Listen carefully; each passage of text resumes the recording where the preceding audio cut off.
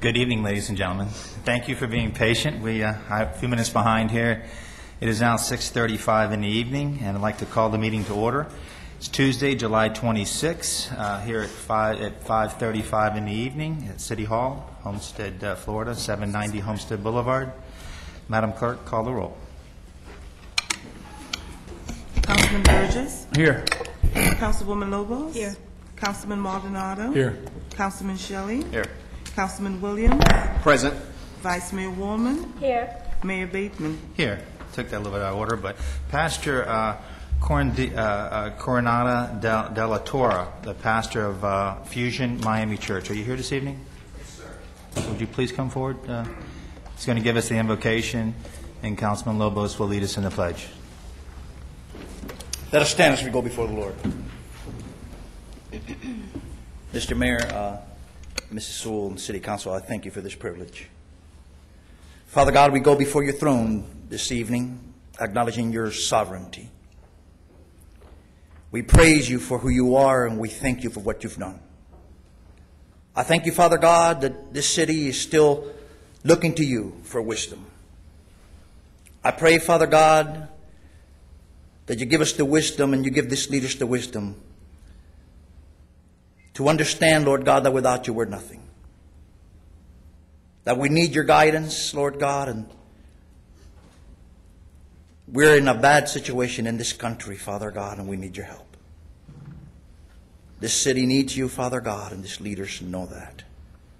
So we come before your throne thanking you, Father God, for your patience with us and asking you to make us the leaders you've called us to be.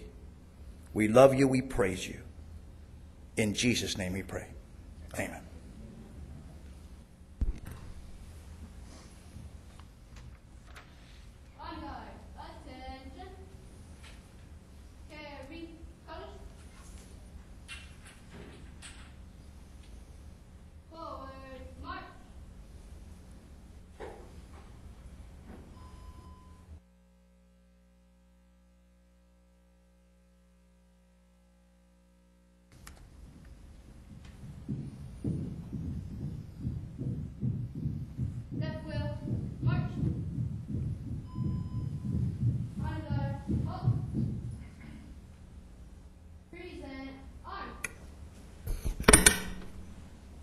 Please join me in the Pledge of Allegiance.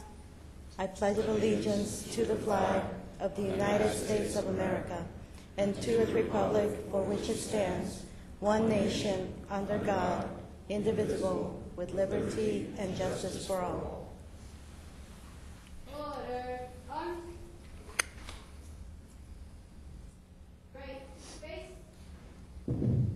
Forward. March.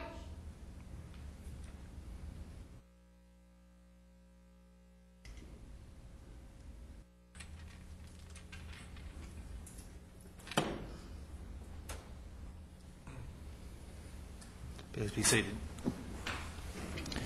Thank you, Pastor, for those beautiful words. Thank you, Councilwoman Lobos. We're going to open the meeting tonight right off the bat with public comment. My first public comment. Got to set up a prop here real quick.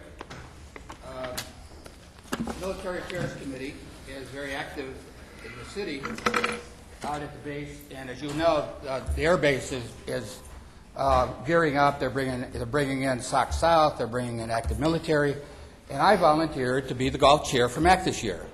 And as a result, many of the people in the audience, the racetrack, Dennis Daly with Vision Council, are members of MAC, also members of the council and the mayor are involved with that. So I want to announce this year our 42nd annual golf outing will be held October 7th at the Redlands Country Club, and the mayor has played in it. And Councilman Burgess, maybe we can get you to come out, play a little golf with us this year. But and Mr. Shelley, here are your invitations. We're looking for sponsorships. But anyway, it's a fun event. We invite one military player per foursome, so it's our way to thank the military. We're also thinking about opening it up just for lunch for non-golfers to come and share that with the military. but it's going to be a fun time. Looking forward to all of you and your sponsorships, raffle tickets, anything make that a success that it normally is. And the second comment, I have to thank the mayor and the council for relooking the ordinance of this art in public places. When we heard that planning and zoning, we voted it down saying it's another way to get into a developer's pocket. We voted it down. I think it's intrusive, and I'm glad that you've addressed it, and you're going to make some changes to that ordinance for the better, I believe. Thank you very much. Thank you, sir.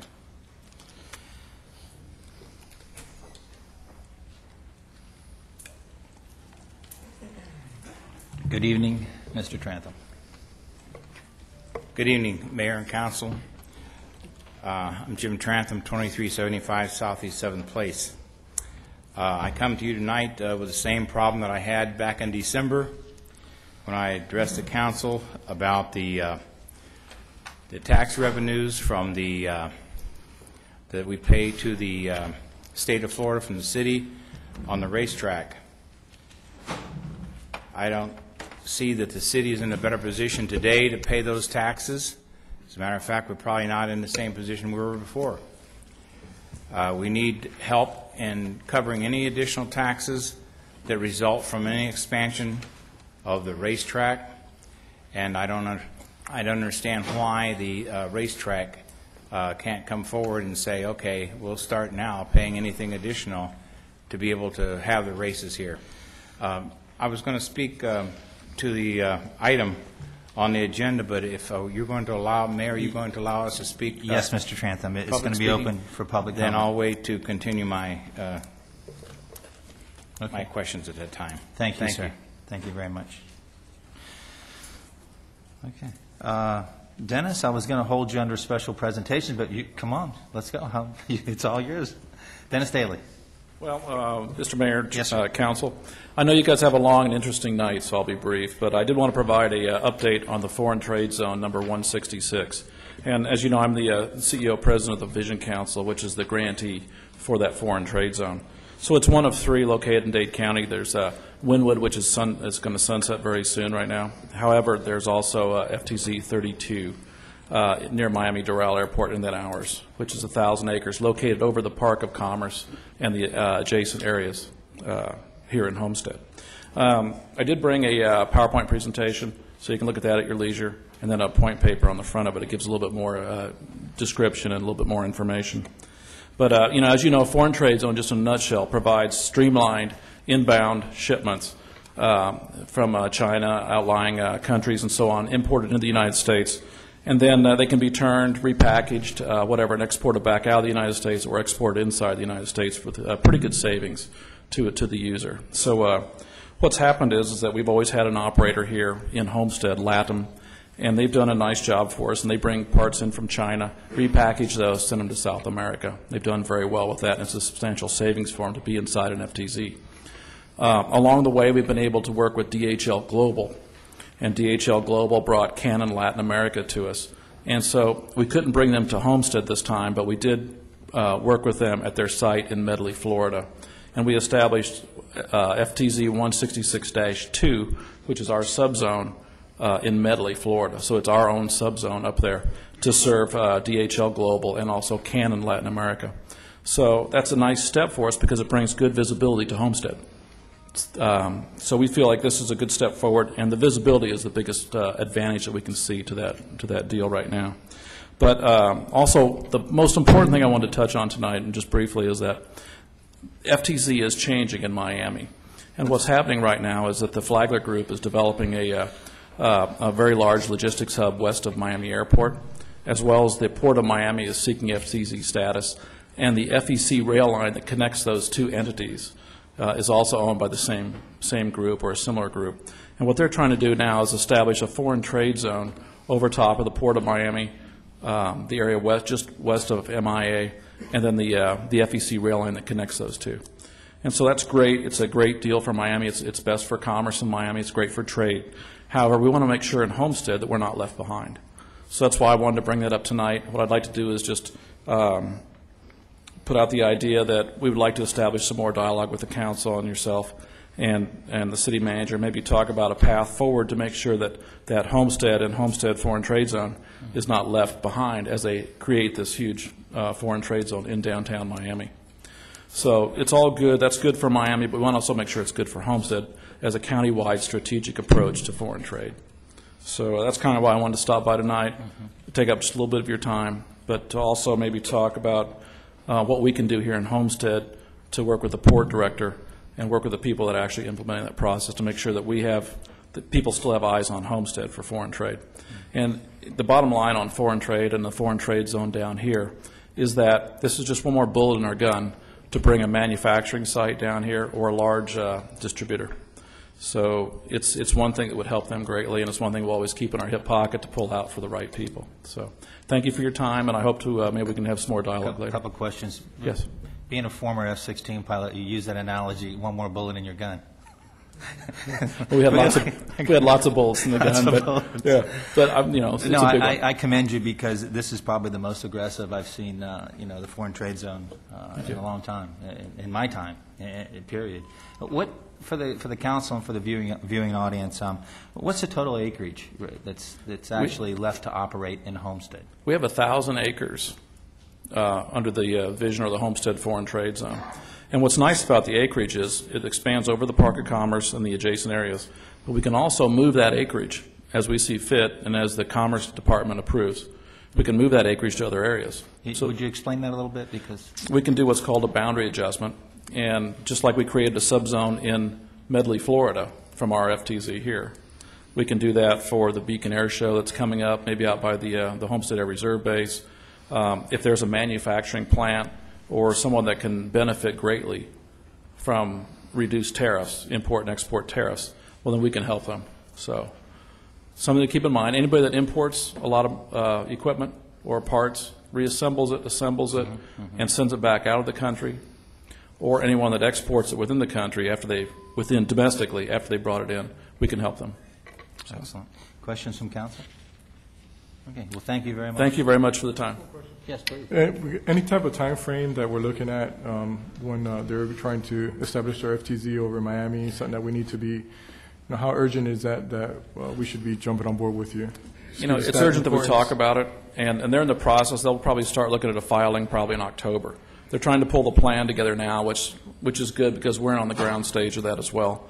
So I think we're at a point where we can ask for something or ask for several things along the line and maybe get some of it, So I think it's a good time to approach them.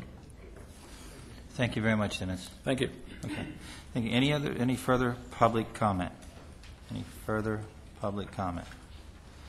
Okay, hearing and seeing no further public comment, we're going to move on to additions, deletions, deferrals. I see that we have one addition, Mr. Manager. We'll move that to the quasi-judicial. Right. If we could make motion. item 4 under the quasi-judicial.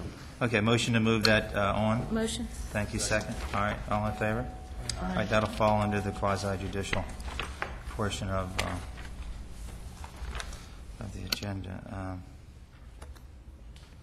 Entertain a motion to approve the ordinance second reading. That is the quasi-judicial portion, right? Yes. Okay. Okay, special presentations. Is Senator Garcia here? No, Senator Garcia. Okay. Homestead Foreign Trade Zone was Dennis just now, and Nova University. Mr. Maldonado. Thank you, Mayor. Well, as you know, I chair the Homestead Education Committee, and my efforts to continue to make sure that we are providing the City of Homestead with every opportunity in education. I have gone with Nova Southeastern University to help them establish great programs that they're looking to bring towards Homestead. So with that, we have tonight with us, and if you make your way to the podium for a presentation, they're going to give a presentation about 3 to 5 minutes. Well, the director, Ricardo Belmer, is here. We have also 2 assistant directors and the 2 key officials that I've been working with down here, Minerva Jimenez and Kimberly Russell. We've been meeting, and I wanted them to come forward and share what they have, what they want to do with the City of Homestead. So with that, please. Excuse me, I'm short. Thank you, Mayor and Council. We would like to thank you and everyone here today. Thank you for the opportunity to talk to you a little more about Nova Southeastern University as we try to increase awareness about who we are here to our South Day residents. First of all, Nova Southeastern University is in Fort Lauderdale, and it was founded in 1964. And it is currently the 7th largest university in the country and the largest in the state of Florida, with 18 colleges and centers and awarding approximately 5,500 degrees every year. We currently hold various accreditations, including one of the most important ones, which is the Southern Association of Colleges and Schools since 1971. Nova Southeastern University has various locations, and one of the locations is in Miami, located in Kendall, offering more than 70,000 square feet of classroom and meeting space, over 3,000 students enrolled in our bachelor's, master's, and educational specialist and doctoral programs, and it is located right off the Florida's Turnpike. In this specific center, our students have the opportunity to complete undergraduate degrees in business, education, psychology, and computer information systems, and most recently, a day nursing program.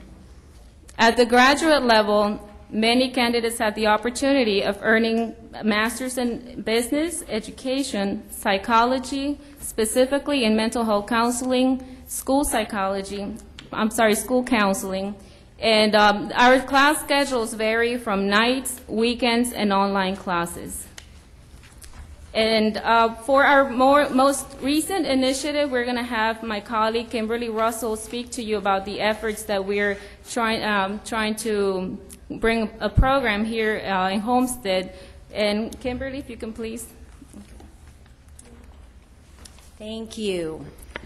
We right now are attempting to bring a Master of Science in Leadership to the Homestead area. This program is offered via the H. Wayne Huizenga School of Business. It is to be offered at Miami-Dade College Homestead campus, which means the entire master's degree will be offered on site here in Homestead. 2 years ago, we were successful in offering an education master's degree. We had about 9 graduates. This is our next attempt to bring a business program. This is an 18-month program, alternating weekends. So you go Friday and Saturday, get a weekend off. Friday, Saturday, get a weekend off. It's an application. Your application fee is waived, and we will even waive your GMAT exam if your undergraduate GPA is a 2.5 or higher. Yes, you heard me correctly. That is true. So it is an incredible opportunity. Financial aid is available. However, all of this is contingent upon the fact that we get enough students. And this is where we need your help. Right now, we're on our way. Can I honestly say that we have enough to run a successful program? Not at this time. And we are slated to start October 2011. So if you know anyone who may be interested in this program, please refer them to me. My contact information is on the screen. It's Kimberly Russell with my email and my phone number. Aside from that, I also want to highlight some other opportunities specifically for government employees. As of now, we offer to all government employees 30% off tuition for a Master's in Public Administration program. It's an extraordinary opportunity. Any government capacity, you just show us your ID badge and you get your discount. So that is another opportunity that you have. Another potential, not only for the city of Homestead, but for business owners, companies located in the Homestead area. The Huizenga School of Business is always looking to partner with organizations. What does this mean? This isn't anything written. It's not as constructed as it sounds. This is basically a you scratch my back, I scratch your back opportunity. It's a gentleman's agreement. What it does, we give your entire staff 25% off all business programs, and you are also eligible for a tuition deferment plan. This is only if you partner with us. What we ask you to do for us, simply give us access to your employees for recruitment purposes. Let us come in. Email your staff. Let us have info tables. Perhaps create a landing page with our information on your training and education site. Any way that we can help each other, we encourage it, and we do have partnerships with several organizations right now. It really is it's an opportunity, so if there's anyone who is interested, again, feel free to contact me, and we'd be more than happy to work with you. And other marketing opportunities that we are able to provide for, again, City of Homestead or any other organization out there. If you want an information meeting, if you want us to have a fair at your location, anything along that, if you are looking for internship placement, please come talk to us. We are more than happy to help you. In terms of what we can offer your business, we do offer event space at our location, and we can also advertise for your specific company at our site. So as I said, we really want to reach out to the Homestead community. Any way we can work with you, with your organization in any way, let us know, and we'd be happy to help. And that is all that we have. We're very grateful that you gave us this opportunity, and thank you very, very much. Thank you. Thank you very much. Okay, I'd like, if at this time, if I could, any questions from council before they leave? Okay.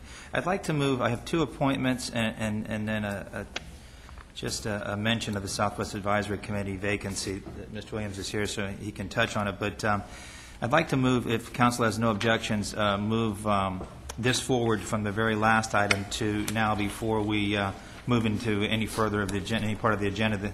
Dr. Joseph Von Laura, General Employees Pension Fund.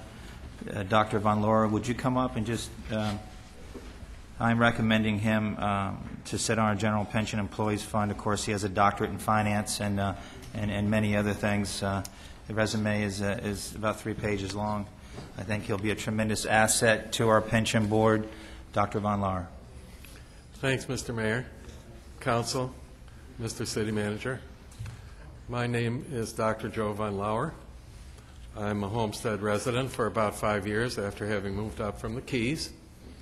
And the mayor has asked me to sit on the General Employee Pension Board, and I'm pleased to do that. I have a pretty good background to offer in that next year I celebrate 50 years in banking and finance. And so it's a good opportunity to help the city oversee the security of the pension board, pension fund. As we all know, the idea of the pension fund is to make sure that there's enough money to pay all of those people who are currently retired and all of those people who are still working and will retire. And so we have to make sure that this pension fund covers all of those responsibilities until all of those people have crossed over into a better life. So my job will be to help the other members of the pension board oversee the fund managers and to help and advise them in the investment decisions.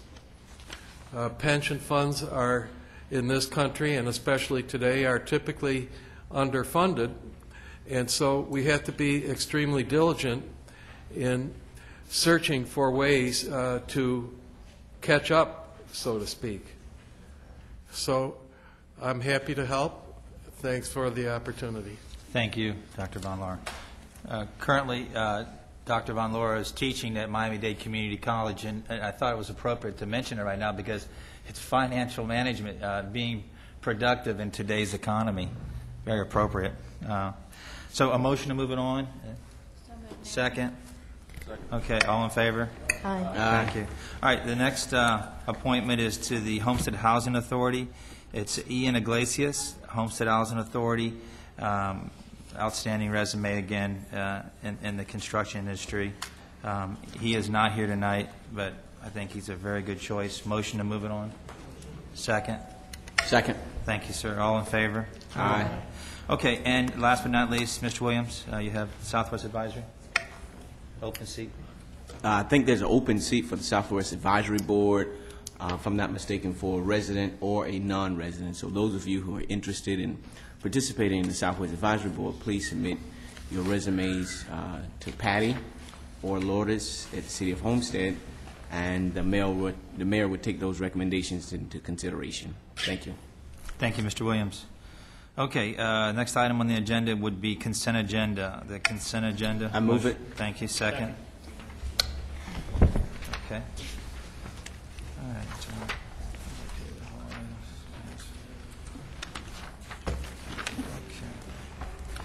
Okay, we're going to motion to entertain a motion to move forward public hearing ordinances, land use. Motion to move it on. Move Motion. Second. Second. Okay, it's 1, 2, 3, 4, 5. Is that tab 6, Richard? Yeah, we need to read the... Yeah, the quasi-judicial. quasi-judicial. Okay, James.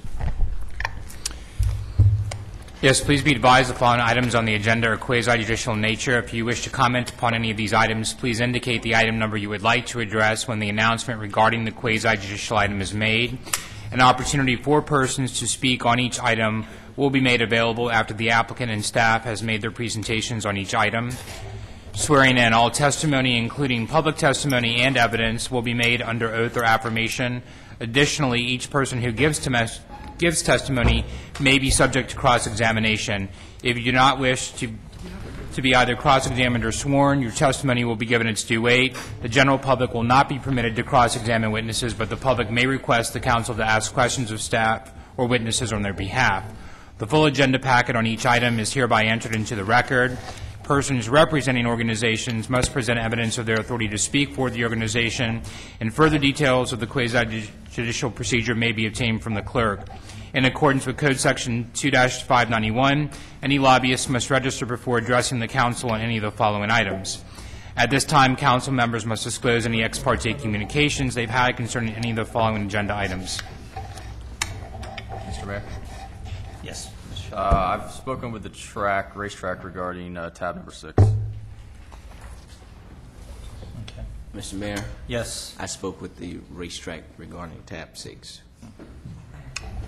Mr. Attorney, I spoke with the racetrack in reference to tab number 6. Ditto. Ditto. Ditto. Okay.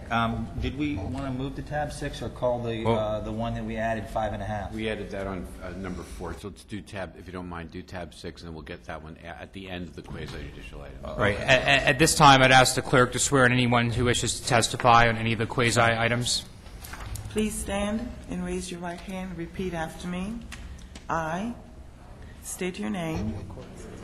Hereby swear or affirm that the information I present shall be the truth and nothing but the truth. So help me God. Thank you. You may be seated. Mr. Mayor, members of the council, before we move to the quasi item of tab 6, the companion tab to this is tab 9, which is the second reading of the future land use map. We need to hear that item first before we hear the notice of proposed change for the DRI on tab 6. Okay. I'll entertain a motion to move it on. Move it. Second. Second. Okay. Staff report. Mr. Mayor, let him, if you don't mind, let him read the title of Yes, this is the second reading of an ordinance of the City of Homestead, Florida, granting the request of the Homestead Miami Speedway LLC for a large-scale amendment to the comprehensive plan by changing the land use designation of an approximately 120-acre site from agricultural use to planned regional activity center located north of the existing Homestead Miami Speedway as legally described in Exhibit A and providing for an effective date. This is second reading. Okay. It's on the floor. Staff report. Mr. Manager. Mr. Mayor, staff recommends that the mayor and council approve the ordinance requesting a large-scale amendment to the comprehensive plan, which would allow the Speedway to expand by 12,000 seats, spectator seats, create an enhanced fan experience, and provide other ancillary infrastructure improvements. And that's the 120 acres that we're giving up, correct? Yes, sir. Okay. Mr. Manager, can you talk to me about... Excuse me, who's, do I hear rumbling? Mr. Manager, could you talk to me about the 120 acres?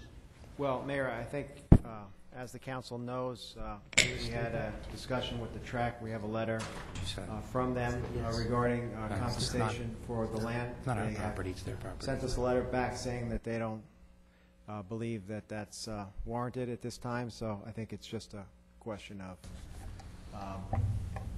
where we're at with that. Okay, and what I need to do here tonight is make it very transparent to the entire community, as well as this council. There's the original letter. It looks very, very tiny. I can't read it, but I'm sure we've all seen it here, and it would be nice if it was a little bit bigger so the public could see it. But the letter basically talks about the original agreement. Correct? I think the concern that the staff had was that the 120 acres that would, in essence, be encumbered by this moving of the line, that the city would be compensated for whatever future loss in value that action would be, and so that's where the $120,000 came from. And that's basically what the letter says. Correct. Okay. Do we have any questions about the letter from council? Yes, Mayor. Yes, please. Just Go a ahead. point of clarification. Is this the letter that goes back to a special call that was called by council where we ended up not having a quorum, and that's why we weren't able to finish the business of this letter? Well, the timing relates to that. The issue at the time was that the council had adopted a resolution supporting the application, but opposing the land swap, which at the time was recommended at 298 acres. We had discussions with the tract, knowing that, of course, their meeting with the council, with the county was coming up, in which the county was going to decide whether to move the line, which would encumber our properties. And so through that dialogue, there was discussion about getting the county to agree to 120 acres instead of the 298, and also having the city reimbursed or compensated for the potential loss in value. And so the county meeting was, I guess, the same day or the following day. Following day. The following day.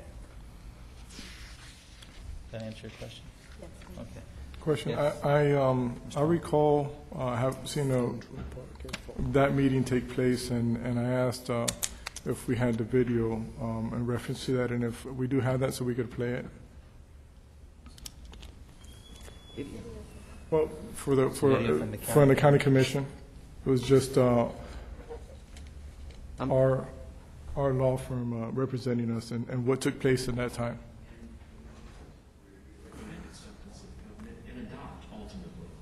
Thank you. I heard from Mr. LaFerrier that there was an issue yesterday with the Homestead City Council that did not obtain quorum. Name and address for the record, if you can put your statements on. Good morning, Mr. Chair, members of the Commission. My name is Tony Rescio with the law firm of Weiser with Helpman. We serve as city attorney for the city of Homestead. As Mr. Warner said, the initial county recommendation was, it was two parts. It was to include the application area within the UDB and then to exclude a 298-acre portion.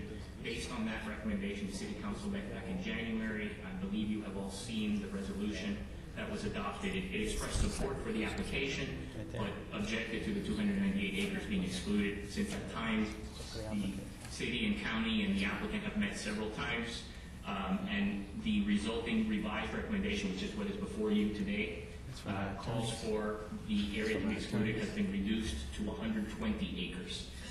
The staff, the city administration was very encouraged by that. Everyone was on the same page. A special call meeting was called. They were to meet yesterday, and what they were going to consider with full staff, a recommendation of approval from the city administration was a resolution expressing unequivocal support for transmittal of this application. Unfortunately, we could not get a quorum last night. So we couldn't take official action. No action was taken at that time. So that's where we are. We have a meeting scheduled for tomorrow to consider the city's portion of this application. I suspect that resolution will be taken up in due course, and will probably be the city will take some action prior to this coming back to you on final adoption. All right, thank you very much. Just for consideration, the administration of the City of Homestead recommended approval, especially now with the change to 120. However, their board hasn't taken it up, so this is not an official position until their board does. So but there is administration recommendation. We do have 4 people, I think 1, 2, 3, 4. Okay. Thank you. I mean, that video basically was, when I watched it, basically showed that we were in support. We had our counsel there, our lawyers there supporting it, and I think with all that, we were able to see that it was able to move forward. So I just wanted to make sure that came forward so we could see that. Thank you. Question. Yes, Mr. Williams. I guess what I'm trying to figure out is the validity of the video. I understand that, but what are you trying to say, Councilman? There is an email that we have that basically states that that 120, we're no longer going to be able to receive it, and that's because we did not show up. And I felt that we all gave support for that, and that was part of the deal, I would say. And then to see an email afterwards that came on the 21st to our manager, basically says that there's no deal. So we're no longer entitled to that $120,000 that was for our land that we swapped in support. So I just wanted to bring before us in a discussion as we begin to discuss this issue, that those are my concerns, and I've addressed it with them. So your concerns is that that the 120 acres you're saying it needs to be on the table. Is that what I'm trying to really understand the whole process. I'm really kind of lost by the video and stuff. So, Mr. Manager, would you explain that? Well, I think it's been very difficult for me to answer these questions because I have a letter that basically says they will pay us $120,000 for compensation for removing the certain tract of land, and then we have an email that says that because there was no meeting, they're not going to pay us. So that's the status of where we are. I can't really give you the legal opinion of what that means other than they're saying that they don't intend to compensate the city for the 120-acre swap. So I think that's where we're at. Mr. Mayor? Yeah. Yes. You were next. Did you want something, Mr. Bell? No, I'll defer to Councilman Bridges. Thank you. Through you to the manager. Have we done an appraisal on this property and come out with a value? Well, we had an informal appraisal done where the appraiser looked at the properties and met with us. His opinion was currently there's little value to the properties because of Did he give a specific number? I don't recall a specific number. Tony, do you remember? Tony Resio, are you here? There was no specific number, correct? No specific number. The answer, the question that he couldn't answer was, assuming the restrictions of the property are lifted in the future, we can't really account for the value. It was a similar thing with the Lale properties was, we can't tell you what that property is worth in the future if it becomes developable, and I can't answer the question of whether it'll ever be developable. So I think the reason we came up with this formula was just to come up with some really, I would say, is just a number. Can you give, well, since we're just saying hypothetically then, what are the odds of it ever being developed? Because I've been told that the odds of it are 0. I don't know about 0, but I think it's a long haul to make it develop. So the value would be very, very low on this property then, if any value at all.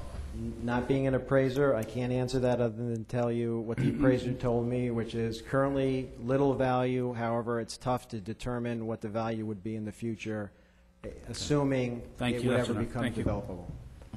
That, Mayor? Yes. That property belongs to the taxpayers of Homestead, and so it's. We're trying to get an answer as a policymaker. What's best for the city, and what I'm trying to do is make sure that I'm representing the taxpayer of Homestead today, and making sure that it's their property. There is a value to it. We could say it's no value. There is value. There's something. Property is property, and so I feel like there is a value to it. There was an agreement in place, and I hope that they could meet us in the middle or meet us and take care of this. It's one of the items I'm going to be asking for from the track, and so that's why I bring it forward. And I'll ask for support from this council, but at the end of the day, everyone will make the decision in that, but I just want to make it clear on my purpose here. Mr. Shelley. I'm with Mr. Williams here, trying to figure out exactly where the discussion of the letter is. I mean, I have an opinion on the letter, I have an opinion on that issue, and I'll be happy to give that, but I'm trying to connect one to the other as far as, are we saying that the letter should be addressed and the 120,000 should be addressed before we vote on this issue, or is it part of this issue to be voted on? Or what I'm trying to figure out is where one relates to the other and how we need to address one now or one later.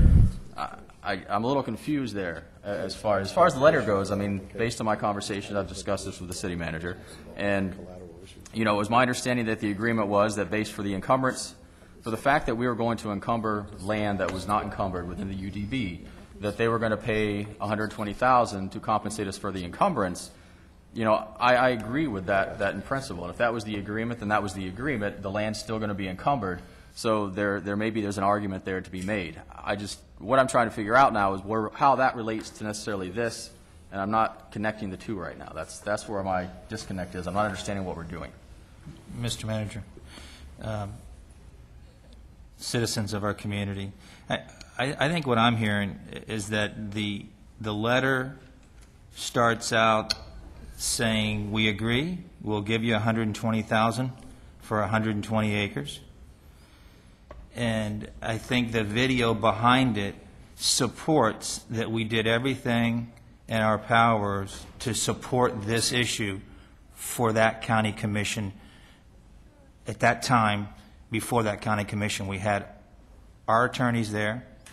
They clearly stated that we were behind them 100%. And then after the fact, I hear of this email that goes to the manager that the deal's off because you never had a meeting. You didn't have a meeting. You couldn't get a quorum together. So I'm not paying you. Am I very far off? No, I think that's accurate. Just correct me if I'm wrong, because you and I have had this discussion back and forth. So I'm not paying you. But that's where the video comes in. That's where the county commission meeting comes in. I don't see anything in my eyesight that makes it unclear that we are 100% behind our track, and we're going to do what we can, but a deal is a deal is a deal. Don't dangle the carrot in front of my nose today and snatch it away tomorrow. It's just not good business. Right. It's not the 120,000. It's the principle of a business deal. Simple as that. Because right after this issue, ladies and gentlemen, members of our staff, and tonight, the members of our community that are here, we're going to talk about future taxes. Possible $100,000 more in taxes. And in that email, it says they're not paying for that either. So, let's roll it out. If this is what we want to do, then we move forward. We vote and vote our conscience tonight of what we need to do for the property that's owned by the citizens of this community. I think the video clearly states what our intentions were. I don't think there was anything there was any doubt. My hat's off to the county commission for really kind of looking out for Homestead. Hey, what does Homestead think about this? What's the council think about this? Kudos, to the chair. Mayor? Yes, I'm sorry, Vice Mayor. If you want to go first, you're welcome. Well, she was next. Thank you, Vice Mayor. Well, she hadn't spoke yet, so what I was trying to say. No problem. I just wanted to echo some of the sentiments of Councilman Shelley to say that I get what Councilman Maldonado is saying, and I get the whole issue of the letter. But I think in order to be less confused about this, then we should have taken up the letter as a different business agenda. I'm thinking that if we don't get a yes from them, that we're not going to approve the item, and I just don't want to approach this in that manner. I also have an opinion about the letter, and I've spoken to the city manager about this, as well as the the racetrack, I'm sorry. And I don't think that the intention of the purpose of the value of the land went with a meeting or not a meeting. It didn't go with a vote or not a vote. If the intention of the spirit of that money was that the city of Homestead was going to support you, and it has gone very well for you. You have gotten almost unanimous support from the county commission, and there haven't been any hiccups along the way for your procedure. But I'm not comfortable discussing the $120,000 at the same time that I'm going to vote on some of these legislative and quasi-judicial items. So for that purpose, Mayor, if you want to discuss the letter, I would just feel more comfortable if it was discussed as a standalone item. It is my opinion. Thank you. Okay. Vice Mayor. Thank you. You got the floor. I agree with you, Ms. Lobos. And the reason being is that it was contingent upon us holding the meeting. And I was here.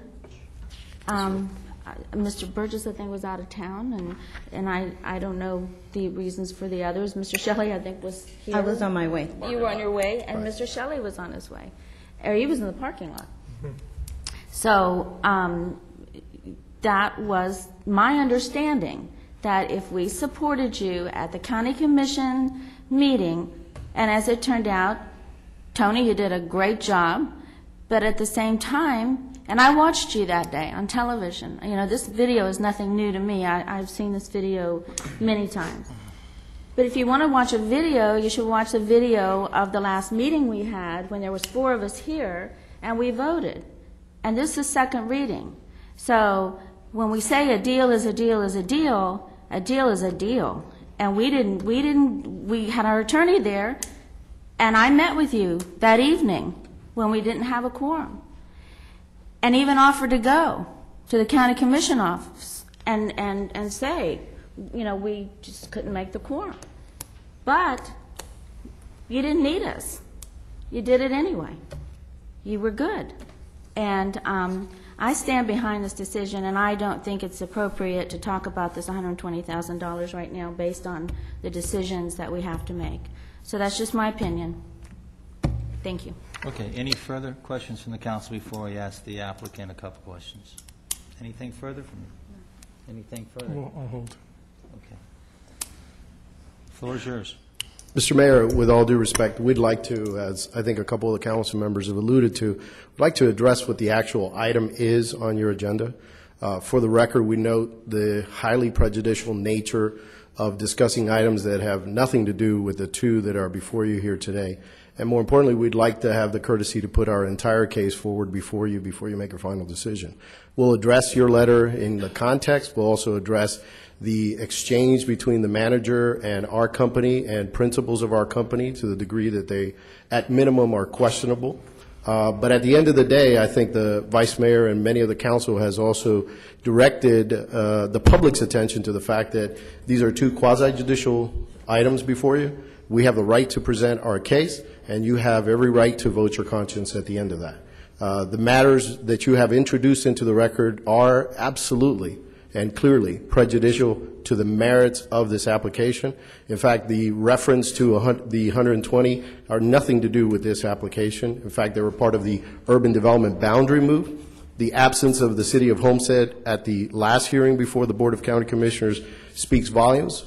You decide when and how you send your lawyers or you attend. But that is your opportunity to present your case in those cases. So in those instances, we respectfully request the opportunity to present our case, Mr. Mayor, and I leave it to you to allow us the appropriate amount of time. And what do you feel that appropriate amount of time is? We have a number of speakers. 30 minutes in total would be great. I think 30 minutes is what is the council's pleasure. 30 minutes? You want to listen to a 30-minute presentation?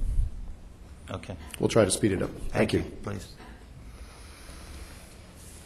Good evening, Mr. Mayor, Madam Vice Mayor. My name is Melissa Tapanez-Yawaz. I'm with the law firm of Burke, Howardell, and Fernandez. For the record, 200 South Biscayne Boulevard, Miami. I'm here joined today by my co-counsel, George Lopez, and together we represent the Homestead Miami Speedway, LLC. They are the operator of the Homestead Miami Speedway here in Homestead, in which the City of Homestead is the owner. We respectfully request that our presentation be for both this item as the land use item as well as the NOPC, and together we'll take no more than 30 minutes of your time. We'll try to keep it as brief as possible. I'll give a brief introduction. I'll introduce Matt Beecher, the president of the track, who'll tell you exactly why this expansion is so necessary to the Speedway. He'll also discuss the economic impact of this application and the racetrack to the City of Homestead and county. And Matt will introduce Andy Dolkart, who's our economist on this matter, and he will discuss the issues of fiscal impact raised by the staff recommendation as it pertains to the land use amendment. I will wrap up, and our entire team will be available for questions. As you all know, the Homestead Miami Speedway submitted 3 applications to implement its master plan. You can see on the slide that the first, beginning from bottom to the top, was the Miami-Dade County application to mainly expand the urban development boundary. That application earned a favorable recommendation from the Department of Planning and Zoning. It earned favorable recommendations or no objections from all the reviewing agencies from the state, region, and Miami-Dade County itself. It earned a favorable recommendation from the Planning Advisory Board at the county, as well as was transmitted to the Department of Community Affairs. DCA issued an objections, recommendation, and comments report with no objections, comments, or recommendations. I'll submit to you that this is unprecedented in the history of Miami-Dade County as it relates to any other UDB application. And as you all know, the Board of County Commissioners approved this CDMP amendment on July 7th of this month. The second application is the Homestead Land Use Plan Amendment. This application is simply to redesignate the 120 acres that, again, are owned completely by the Homestead Miami Speedway LLC from agricultural to planned regional activity center. The remainder of the Villages of Homestead DRI is all designated this PRAC designation. This application earned the favorable recommendation from your staff, the Planning and Zoning Board, and this council transmitted the application to DCA on March 23rd. The DCA, like the county application, submitted its objections, recommendations, and comments report with no objections. The third application is the Notice of Proposed Change to the Villages of Homestead Development of Regional Impact. This application also earned a favorable recommendation from staff, your Planning and Zoning Board, and DCA, the South Florida Regional Planning Council, the South Florida Water Management District, and all other reviewing agencies had no objections. As the Vice Mayor noted, this council approved it at first reading on June 22nd. Our next slide is an aerial photograph illustrating the existing conditions. We're here today to ask that you expand the Villages of Homestead Development of Regional Impact to include the 120 acres to the north of the Speedway. Again, these 120 acres are wholly owned by the LLC. We ask also that you designate the application area from agricultural to the planned regional activity center. The aerial shows the existing conditions. You can see the Speedway, the application area to the north, the urban expansion area, which is designated by a red hatched line. You'll see the urban development boundary in blue, and where the blue dots are is where the County Commission expanded the UDB to include this 120 acres. You'll also see that to the east of the Speedway is agricultural and wetlands. They are on fractured ownership. To the west, you'll have the remainder of the Villages of Homestead DRI, which is all designated the Planned Regional Activity Center, as well as the Homestead Park of Commerce, which is designated as this DRI's major employment area. And to the south of the 120 acres, you'll have the Speedway itself, as well as the environmentally protected lands that are owned in part by the City of Homestead. If Rob Curtis will provide the council with our first handout, we'll have several handouts.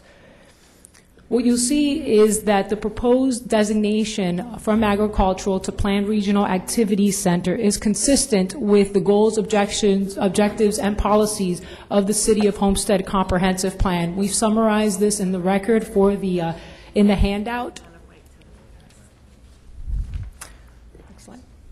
And what's really apparent when you look at the aerial photograph that we just showed, that it was apparent even to the County Commission that these 120 acres are the only suitable location for the Speedway to expand. So let me point out a few important facts about these 120 acres. As you can see by these photos, this land is not environmentally sensitive. This land is not productive agricultural land. In fact, Miami-Dade County issued environmental permits to permit the filling of these 120 acres back in 2001 and 2004.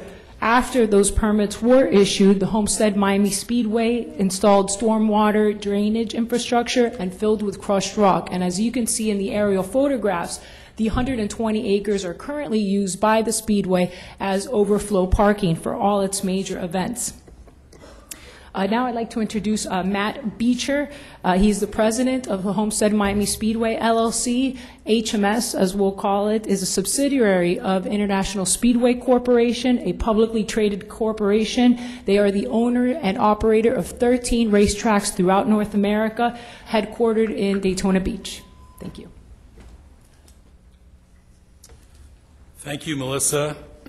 My name is Matthew Beecher. I'm the president of Homestead Miami Speedway, located at 1 Speedway Boulevard.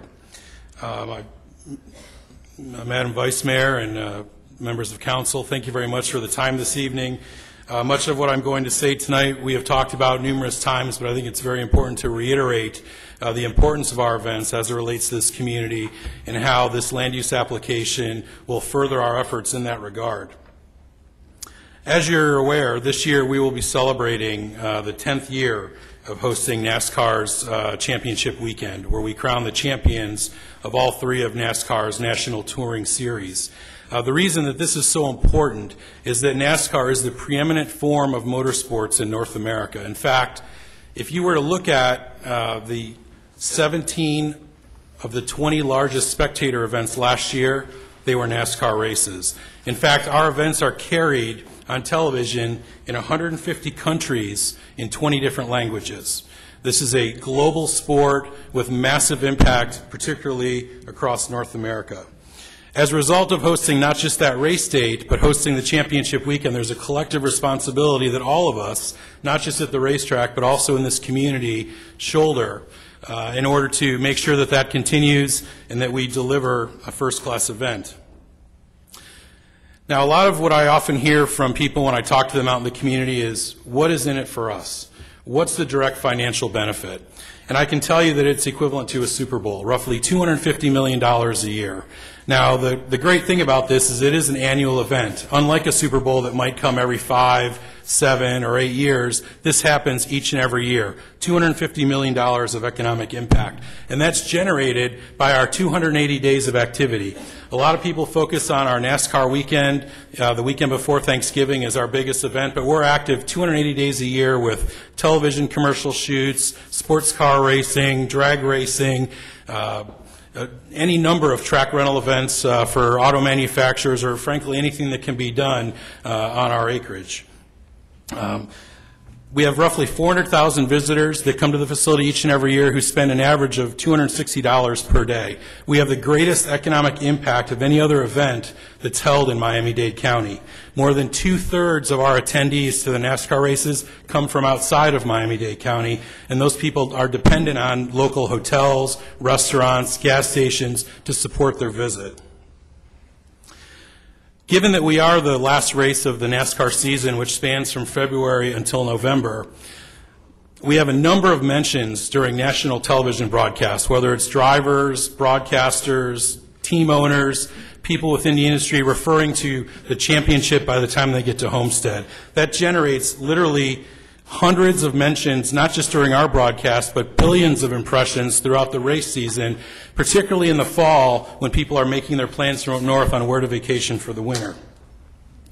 If you were to talk to somebody like Bill Talbert at the Miami Convention and Visitors Bureau, he would tell you that to get that same kind of level of impressions would be somewhere on the order of about $16 million. So what we're talking about here is not some throwaway opportunity for this community. It's a very real opportunity. But let's talk about things that are even more real. $34 million of that $250 million of economic impact falls directly to this community. Since we've hosted the NASCAR championships, that's more than $200 million. We spent $2.7 million with local businesses in this community. Barry's Paint, Mitchell Hardware, Sector Pest Control, a number of different businesses that we rely on for our ongoing business operations. In addition to that, we contribute more than $300,000 a year to local nonprofit groups through either cash donations vis-a-vis working hour events, parking cars, selling food at the concessions, or through in-kind donations where groups might use our facility for a camp out, a cancer walk, you name it. That also results in over 359 permanent jobs just to this area alone. Now, we heard earlier, I believe it was the mayor that mentioned taxes, and let me talk about taxes for just a moment. The first thing that I want to make very clear to the citizens of this community is that we pay our taxes. We own the acreage to the north of the facility as well as the 87 acres to the south. We pay almost $100,000 a year in taxes on that property. In addition, public numbers generated by the city staff will also demonstrate that of the $2.1 million that we pay as our annual lease payment to the city, that fee covers the principal, the interest, and the taxes, leaving the city several $100,000 to do with what they like each and every year. Over the life of our agreement, the city will profit, not generate, profit, after all those expenses, $7 million. So when we're talking about potential incremental taxes at some point in the future that might, hopefully, could happen, the city is going to be $7 million in the black. And by the time the agreement's over with, wholly own the facility without any debt. As you know, the city and the county put in equal amounts of money to build the track. The county gets nothing. All the money flows to the city, and the city owns the facility, and at the end of the lease, the city will be free and clear of any debt. Our lease payment will just go directly to the bottom line. So let me talk a little bit about why master planning is so critical to us and as it relates to this land use application. As I've told you before, we're in a highly competitive business. As recently as 2 weekends ago, we had Bruton Smith, who owns a competing company that also operates the racetrack out in Las Vegas, talk about wanting our championship race. It's highly coveted. There's a reason for it. It's a powerful economic engine. It's a good thing for a community. In order to help us stay competitive and keep that race, not just the championship, but a race, we need to constantly evolve our facility. We're not like a basketball arena or a baseball stadium that's going to get raised every 20 to 25 or 30 years and have a new one built. As I've told you before, the other racetracks where I've worked have been in existence for more than 50 years. My hope is that Homestead Miami Speedway will be much the same way. The burden that places on people like myself and the rest of my team at the track, however, is that we need to constantly look forward and evolve the facility to meet the anticipated needs of our future customers. As I've told you before, the new Marlins ballpark will be coming online next season. They're going to have things like aquariums behind the batters in the backstop. They're going to have food amenities and seating amenities that, you know, right now might seem like novelties, but over time become the new standard. It wasn't until recently that you would go to a NASCAR race and sit on a wooden bench and get a hot dog that hopefully was warm. Nowadays, we've got all kinds of different amenities for our fans. If we wouldn't have evolved the facility or the sport to meet those demands, we'd be out of business.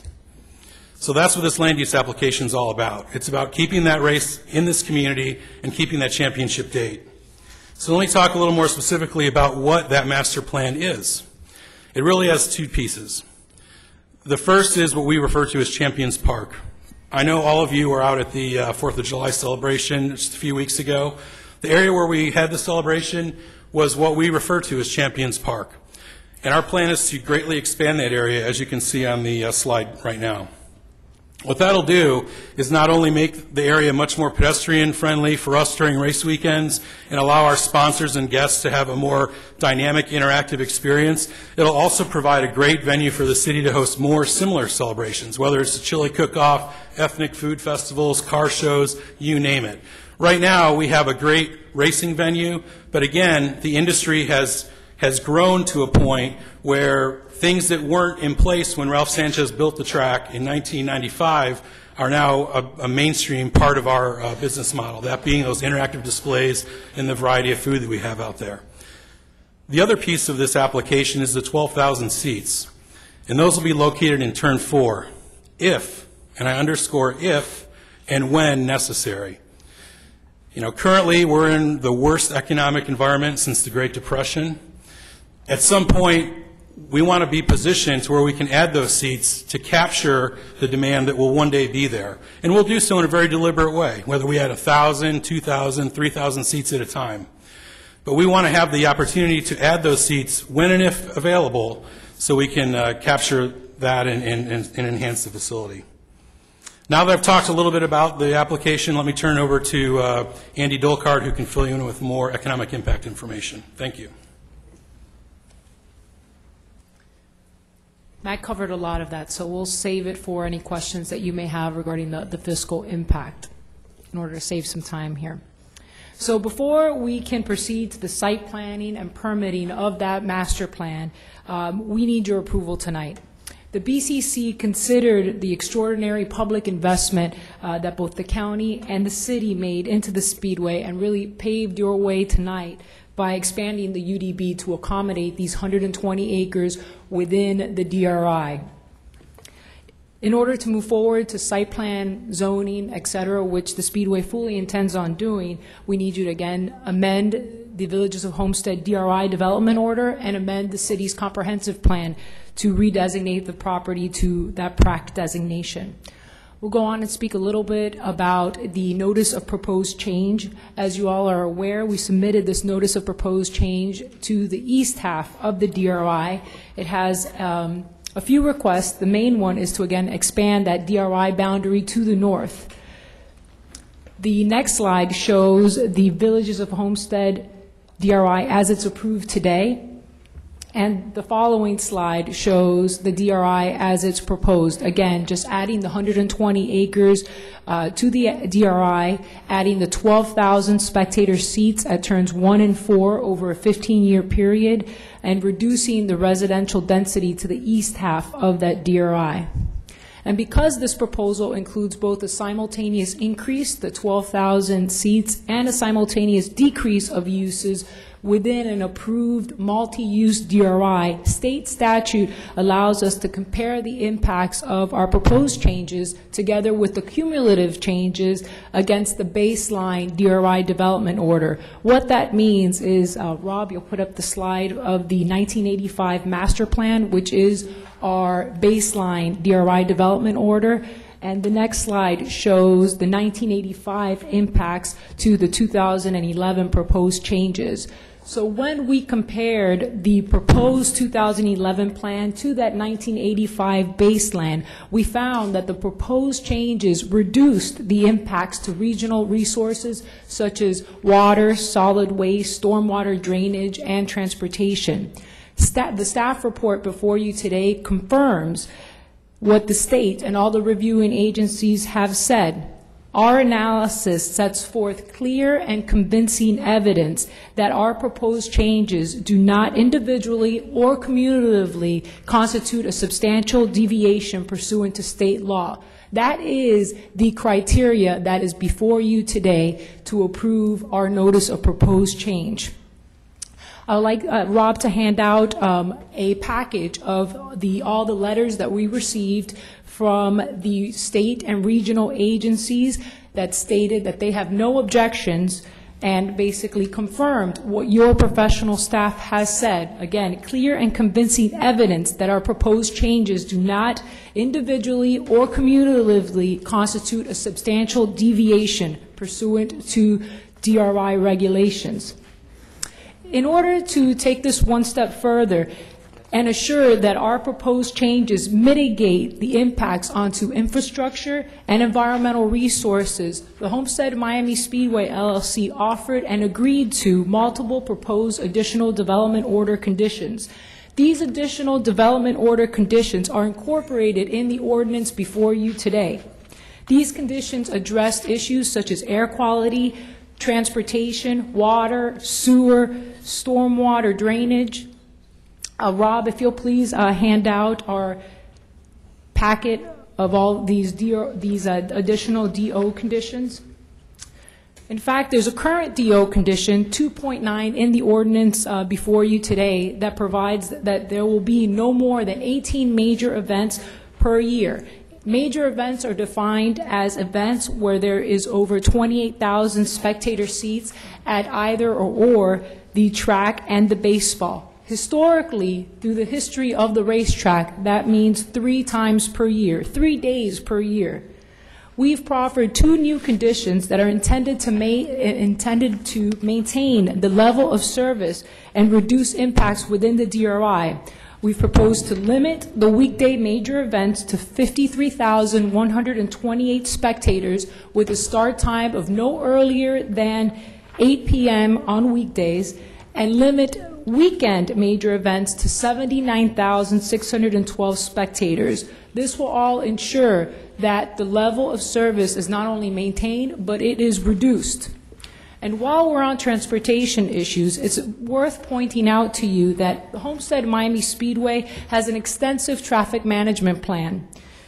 It implements this traffic management plan during every major event. This plan includes coordinating with multiple agencies. For example, Florida Turnpike to lift the tolls, employing over 150 police officers, and Florida Highway Patrol men and women to have traffic detail on both local and major roadways, coordinate with Miami-Dade County Public Works Department to control traffic signalization operations, and also transport its spectators to and from parking areas. That traffic management plan was incorporated into our application and reviewed by your professional staff. We've also proffered a condition as part of the DRI development order that mirrors the covenant that was accepted by the Board of County Commissioners that prohibits many uses, many development type uses, and only actually allows the uses that we've presented here before you as part of our master plan.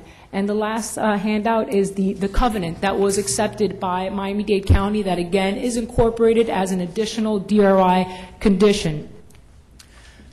In conclusion, we urge your approval of the 2 applications before you today.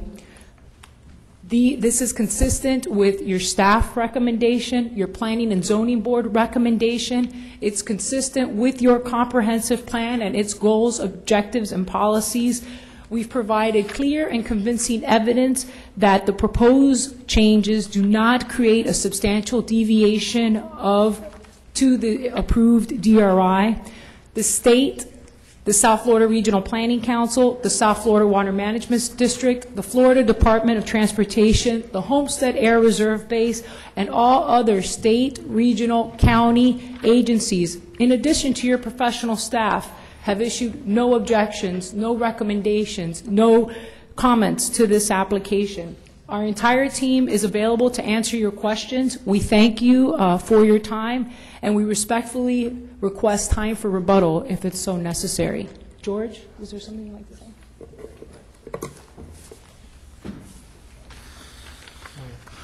Okay, Georgie.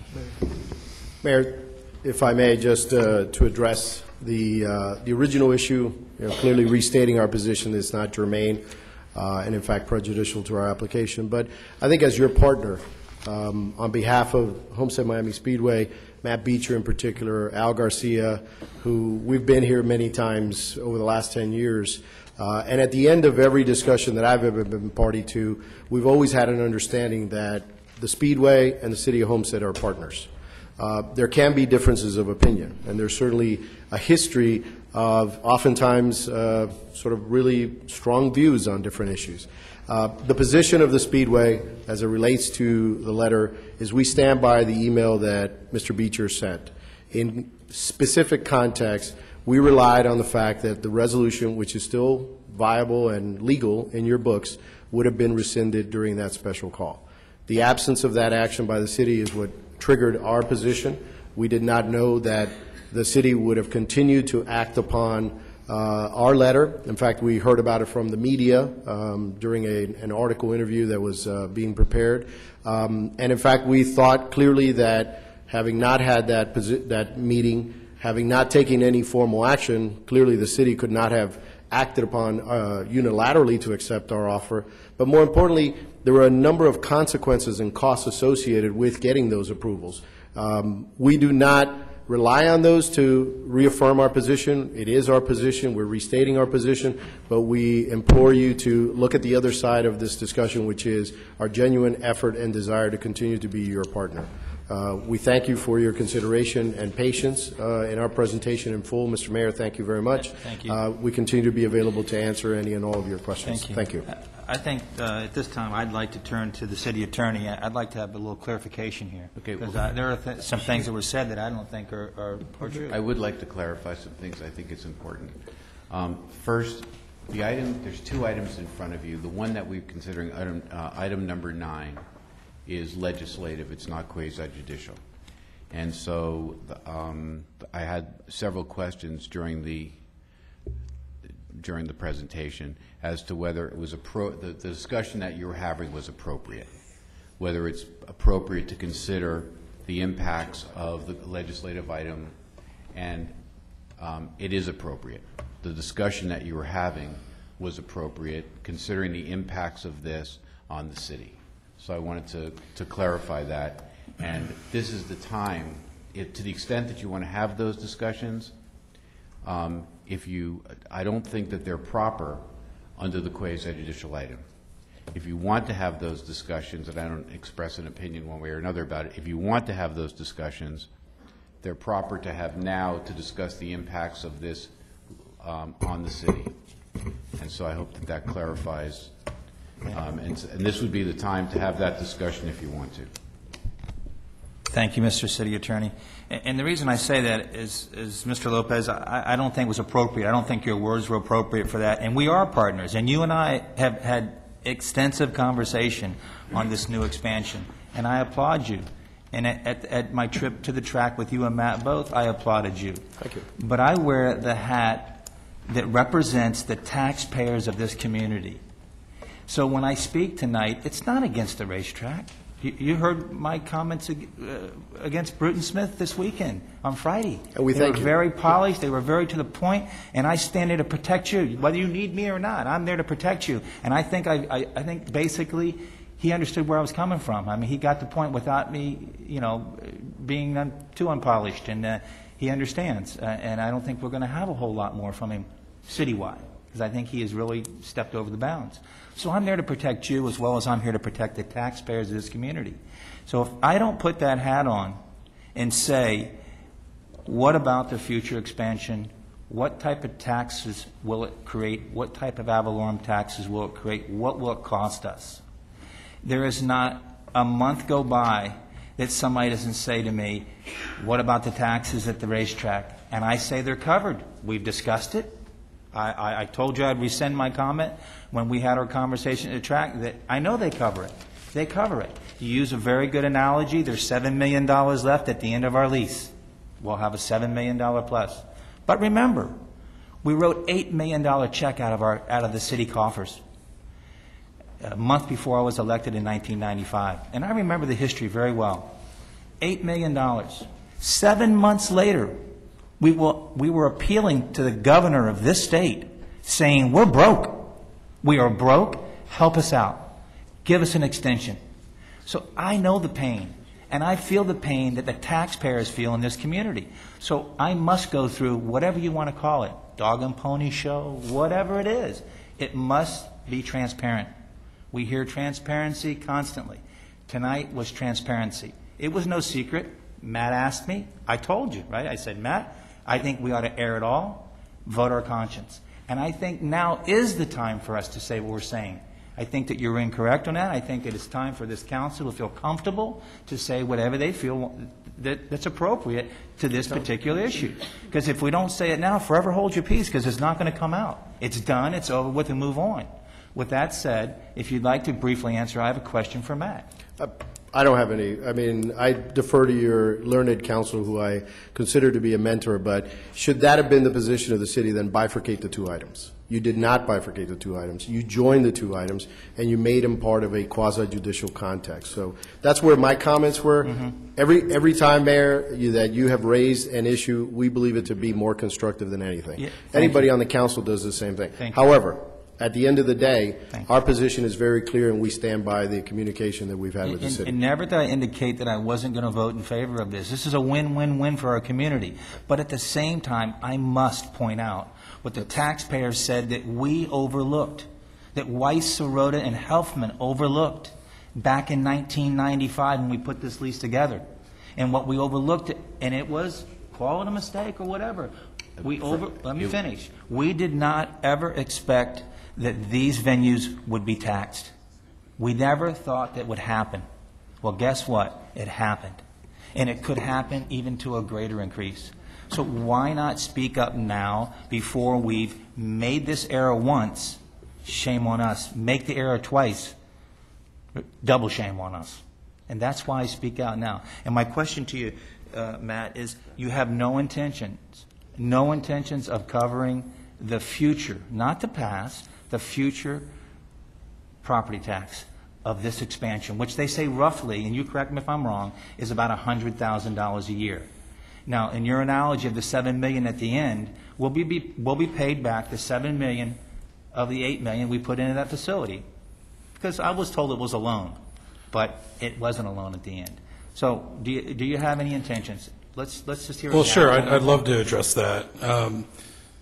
The first item is, we weren't privy to what happened in 1995. As you know, we bought the rights to operate the facility in 1999 from Ralph Sanchez. When we bought the operating agreement, we did our due diligence, and we saw what the operating agreement said. And the operating agreement clearly addresses future taxes, and they're paid by the city. So, in our opinion, a deal is a deal is a deal. I agree. Now, I understand where your position is, similar to, I think you understand ours, but that's the deal. And that is a dynamic that, frankly, we not only understand, but we appreciate, because there's consideration on both sides. We've invested more than $70 million in this property, a property we don't even own, just in the last 8 years. And we'll invest God knows how much more moving forward. This number of $100,000, I don't know where anyone's getting that. Your city staff made it very clear that the tax rate would be $18,000 per million. I don't even know what the project will look like, so if someone on your staff has costed out the project and determined a tax, then they have a gift that they should be leveraging elsewhere. That's foresight that, frankly, I don't have right now. I can't tell you right now if our project is even going to be on city-owned land. It might all be on this 120 acres that we own, and we might be incurring the sole burden. Okay. Everything we've shown you to this point, as we've said, is illustrative in nature. Once we go through this process and hopefully earn your vote tonight, we'll then go through a planning and zoning phase. Then I'll petition my company for capital, where we will get money for what we call A&E, architecture and engineering. At that point, I'll have a detailed plan of what it'll look like, where it's going to be, what building is where. Until then, the deal is the deal is the deal. I don't have a better answer for you than that. Okay, and that's exactly what I wanted you to do tonight, was transparency. Explain to the public and to the council where you're coming from and why you feel that you're not compelled to pay this future tax. And this future tax did come from a study that was, I guess, guesstimated at this $100,000. Tony, are you here? Yeah, Tony Resio is here from the city attorney's office, who can explain where that number came from. If I may, good evening, council members. The discussions were had with Raul Batista of the Miami-Dade County Property Appraiser's Office, who tied the estimate. It's very hard, as Matt explained, that to estimate taxes, but he said that the way taxes are assessed on the facility deals with the capacity of the spectator seating and the revenues generated by that. So he basically took what was there now and factored in an expansion of 12,000 seats, which is what is proposed, and that's where he got to an estimate. Obviously a rough estimate, but it's an estimate nonetheless. It's an estimate. Yes. Guesstimate. Okay, thank you, sir. And the second part of my question, Matt, and I'm done after this, is we go back to your phrase that you used is my phrase, is a deal is a deal is a deal. Where in that presentation from the county commission did we not give you 100% through our legal side? Where did we not support you 110% that you don't feel that I need this answered from Matt. That you don't feel, Matt, I'm happy to do it. where the $120,000 that was offered to us, we sent our manager out in good faith to work the best deal he could possibly work for this community. And he said, I don't know what he worked up with the 200, but the 120 and the 120 acres and the 120,000, it's not easy. It's easy math. And I don't know where you buy that kind of land today, whether it's underwater or above water, but it's something you needed desperately to make your expansion work. We said we'd give it up because today's price, Mr. Burgess is right, it's probably peanuts. But tomorrow's price, it's hundreds of thousands. You don't know. We have swap mitigated land in this town for the last 30 years, and we can swap it again. Yeah, I think that's a very simple explanation. The entire premise of the agreement with the manager was based on rescinding the part of the resolution that contested the land swap. As you recall, the resolution said very clearly that you supported the expansion but contested the land swap. We, along with the city staff and the county staff, were able to help mediate because, frankly, this was a city request or a county request of the city, not ours, a reduction to 1-to-1 down to 120 acres. As a part of that, we needed an amended resolution at a special call on March 21st so we could go to the CDMP meeting at the county on March 22nd with a resolution in hand that made it crystal clear that our city, our partners, were clearly behind us. We didn't get that. What we had was an outstanding attempt by Mr. Resio to come down and express the city's intent, not their resolve. We had no proof other than his word. And if you play that back, Chairman Martinez says at the end, hey, I appreciate it, thanks for being here, but I want to just be clear, he doesn't have the authority to express the city's will. It's as simple as that. All we were asking for was a special call that would have taken 20 minutes to rescind a small piece of that resolution, and it didn't happen. But what did that small piece of that resolution do in trade for that $120,000? It contested, there was nothing about dollars. It was contesting the land swap. How do you weigh the two out? That's all I'm saying.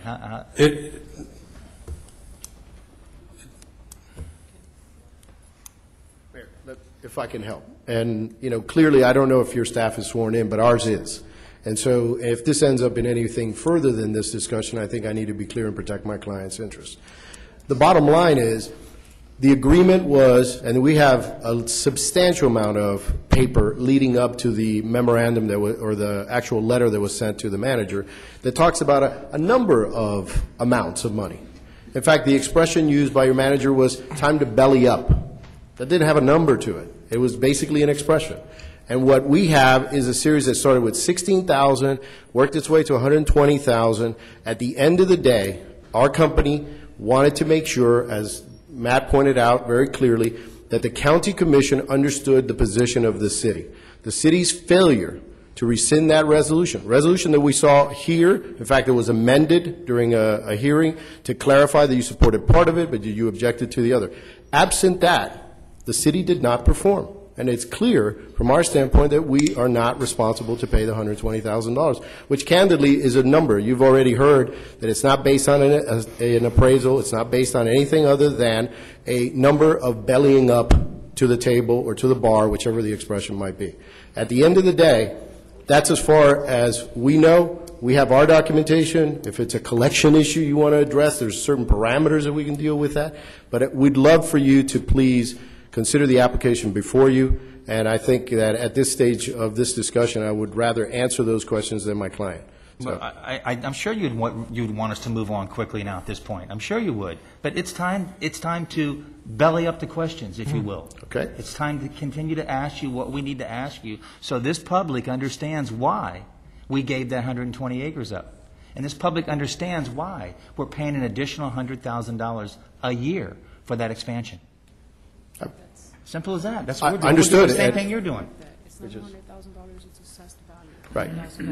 I mean, it's clear, and, this is the challenge we all face in these types of proceedings, as you make a statement that we have to clarify. But to the council, and we appreciate the support that we've had from this council. We're not going to walk away lacking our commitment to be your partner. But the facts are the facts, and the answer continues to be no. So as many times as, Mr. Mayor, you wish to ask us the same question, I respectfully tell you the same answer is going to come back right at you. And that is, there is a need to be consistent. And as you've sat here on this council in previous iterations, you've known that different councils have come to the Speedway and asked for different deals. In fact, when we first applied on this in this process in the beginning, there were 11 pages of requests, ranging from increasing your food concessions at the Speedway through getting some payment on fees that didn't even exist in our agreement. So sometimes, no, I mean, the truth is the truth, and it's part of the public record. And in fact, when we came around to actually start getting the public hearing, we started to see some, well, what about this piece, and what about opening up the deal to do this or that? If we were going to do that, then we wouldn't be able to run the business that Mr. Beecher needs to run. And so, well, you're again, right. I do have my opinion, and that is, to me, you lost nothing that night, and you lost nothing after that. You lost nothing in the deal because we did not have a quorum that night. You lost nothing in my sight. So with that said, you know, I'll move on. Yes. Nor did we gain anything for 120. Hold on. It was not one thing that was said. I just wanted to be clear. Whatever they were talking about, what the initial request, I think, happened with the previous administration, so the increase in concessions and all that. So I just want to make sure that you were talking about prior discussions with the previous administration. Prior administration, but as you came on board, there was the first memo that we got, and it was raised as, where are we on these numerous items? I asked where they were, but I think just to kind of, there's a lot of muddying of the water here, and I think everybody sees things through a different lens, and I just want to kind of put things back into perspective. The logic behind these negotiations were very simple. And we have an obligation, as we negotiate with an entity, to see, you know, what can we do for the city. And the premise of the negotiations were the city is being asked to agree to something that will impact the value of its land. So all we said was, we think it'd be a good idea for them to compensate the city in some way for that loss of value. So whether the council met, they didn't meet, what the resolution was, what it was, what it wasn't, in my mind, the initial premise has not changed, which is they are asking the city to do something that will impact its land. Now, it's a simple business decision. One could argue, yes, they should do that. They should compensate the city. Another could argue, well, since there's so much other money from other sources than the lease, then the minimal value, or whatever the value is, the change in value, is absorbed by whatever else is in the lease. That's simply a business decision. But what is clear throughout this entire negotiation was, our premise was they should pay for whatever diminution of value there was in the future land value, and that's really it. So for me, it's never been about who said what, when they said it. It's all about the initial premise, which is they should compensate the city. And as far as the taxes are concerned, purely a policy decision. They've said they don't want to pay for the value of the land. They don't want to pay for additional taxes. And really the decision that you all need to make is whether that's okay with you. And I think that's, to cut through all the noise, it's really that. And Richard, then, if City Attorney, where do we go from here if the majority of council, without slowing this procedure down, we want them to pay for the future taxes? What if the majority of council says, you know what, I want to pass this tonight, but you're right, I want them to pay for the future taxes? Where do we go from here? Because I don't want to slow their process down, but I want them to pay for the future taxes. And if I'm outvoted, no problem. I know how I voted. I know I'll feel good when I walk out of here tonight. If you feel that that the racetrack has not significantly dealt with the impacts of their proposed development, you need to amend the legislation in front of you to provide that they're going to pay the $120,000, or provide that they pay the additional taxes on the track, and vote on it. And if it fails, then it's over. You know, if it passes, then it's passed subject to those conditions, or if it fails, somebody could make a motion that it be passed without those conditions. But this is your, as I said before, this is your opportunity, and you just need to, as the manager said, it's a business decision for you as to, how you feel about it. But I don't think you can, I think that you either, you approve this the way it is, if you feel like they've dealt with the impacts and are buying what they're saying and understanding what they're saying. If you feel the impacts haven't been, you make a motion to amend this this ordinance and see if it gets passed. Okay, thank you, Richard. Yes, Vice Mayor.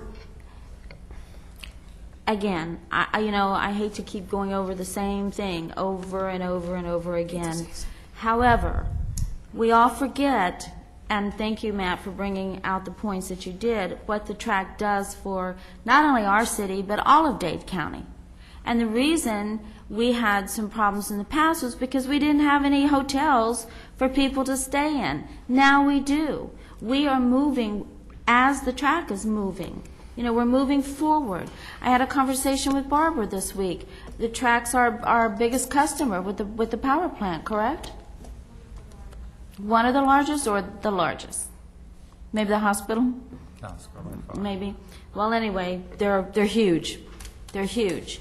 As far as the value goes, I as somebody who's been in the business for 35 years, I don't see how you can put a projected value, because right now the land to me is worth nothing, absolutely nothing, if pennies. The build out, 10 to 15 years, correct? I'm sorry, did you want to say something? I really feel like I need to say something. Okay, I'm sorry. If I may.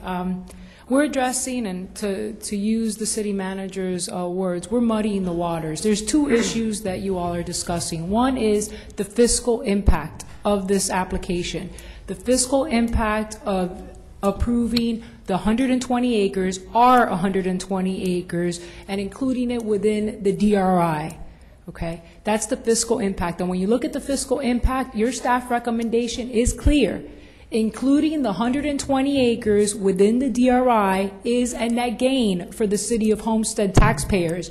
Our proposed improvements on the 120 acres will be taxable, assessed taxed to the Homestead Miami Speedway LLC.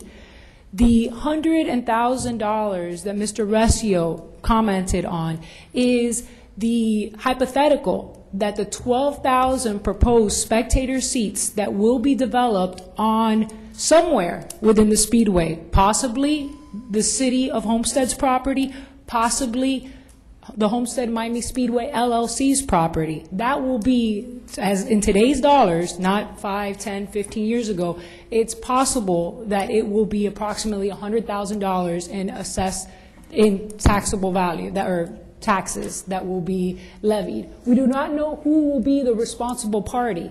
Today, the agreement between the city and the LLC is clear that the city will be responsible for anything on its property, the taxable values on its property. However, we don't know where those 12,000 seats will be actually built. We'll know that later on when we go through the planning and zoning process, as Mr. Beecher pointed out. Then there's the issue of the $120,000. These $120,000 are based on 120 acres that are owned by the city of Homestead that have nothing to do with these two applications before you today.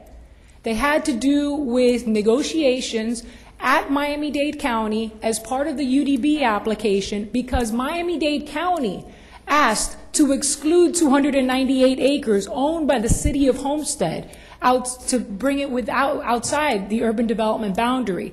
The Speedway, as the applicant, interjected itself and said, no, let's get the city involved in this. And that's where we came up with the idea of there would not be a net loss outside or inside the UDB. So 120 acres for 120 acres, and that was the arrangement between the city and the county. The Homestead Miami Speedway, yes, it benefited from that decision. However, it benefited from the decision from the county's application, and it had nothing to do with the city at the end remaining silent. So I just want to go over a couple facts, because your city attorney said correctly, the land use plan amendment before you today is a legislative item. The notice of proposed change is a quasi-judicial item. There are clear standards for both of those items. The land use application, it's legislative. Excuse me, let me interrupt you. There was a misstatement. I'm sorry that if you didn't understand it. We're dealing with the legislative item. We are not dealing with the quasi-judicial item.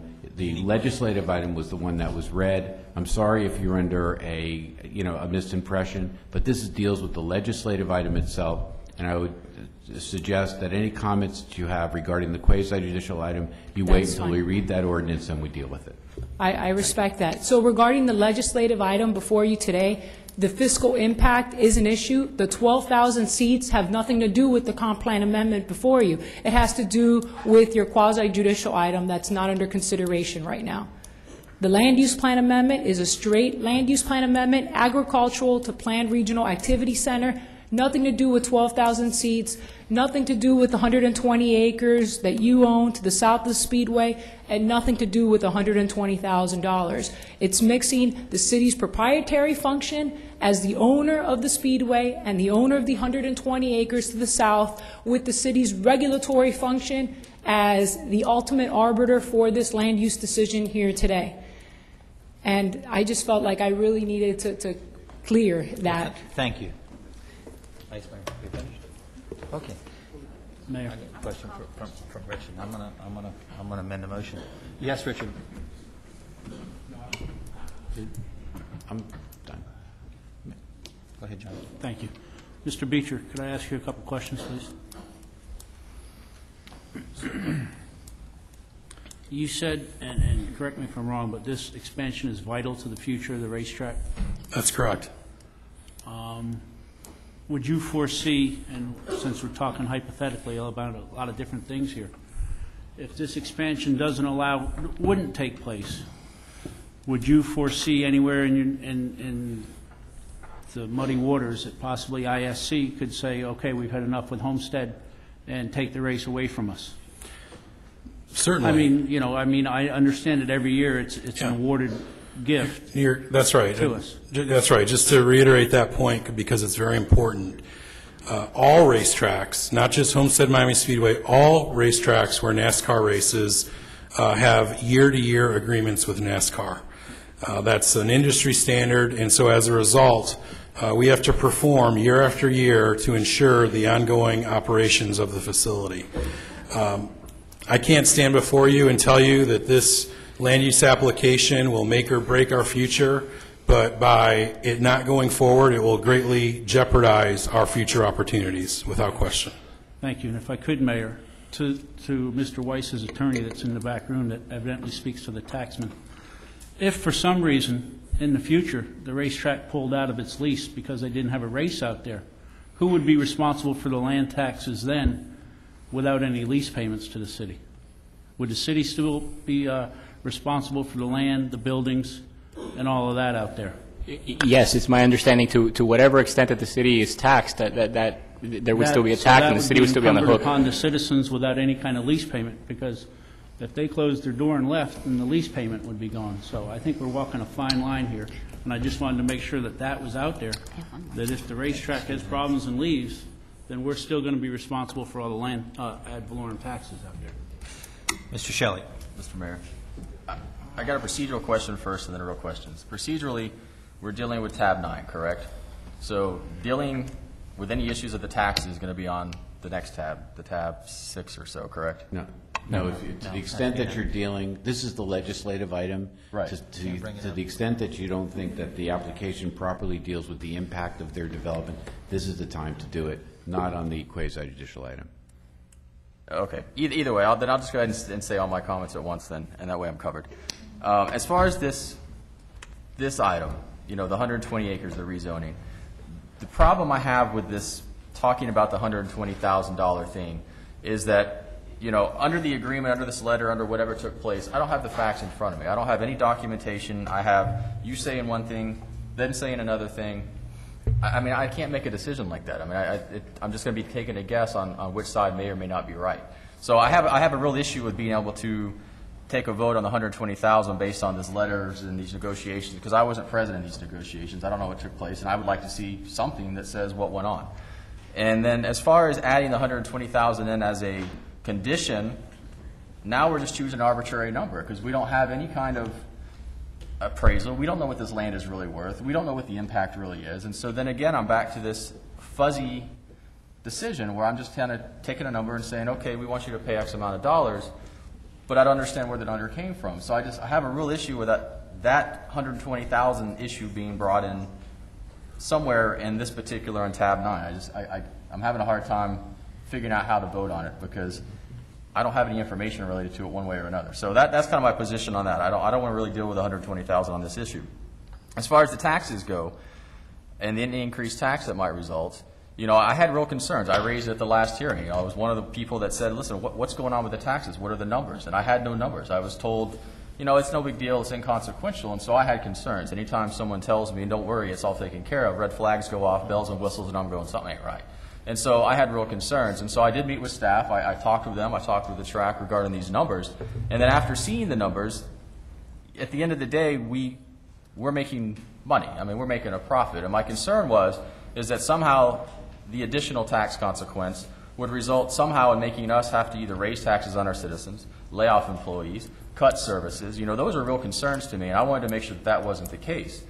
Ultimately, unless they build some gigantic Taj Mahal out there, we're not going to eat up all the revenue that's going to be generated. So it's going to be a revenue positive or at least a break even. Ultimately, there's no additional tax consequences per se over and above what they're paying us. So I support. Plus the other thing too is, as I asked the city attorney to look into the contract. The contract clearly states that it anticipates additional improvements to be constructed. And so now we're asking them to open up the contract, and once you open up part of the contract to discuss the taxes, then everybody up here is going to have something else they want thrown in the mix. Well, if you're going to open up the tax issue, then I also want A, B, C, and D put in there because I think that's better as well. And it becomes a big slippery slope issue. So, based on the numbers that I've seen, and again, staff is telling me those numbers are accurate, correct? As far as the lease payments, what they pay versus what we owe. Yes. And the fuzzy number is going to be the additional tax liability.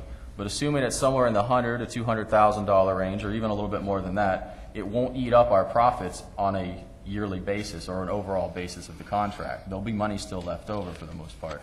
And we also have site plan where we can come in and dictate what we agree to have built or not be built. So with all of that said, I do support this now. I do support it based on the numbers that I now have. I have hard numbers instead of just a promise and a head nod. So it was a long comment, but that was my piece on this issue. Thank you, Mr. Shelley. I think at this point we'll open up to the public, and then we'll come back to council. Council has one more round at this. So the general public, do we have any public input at this point? Either for or against?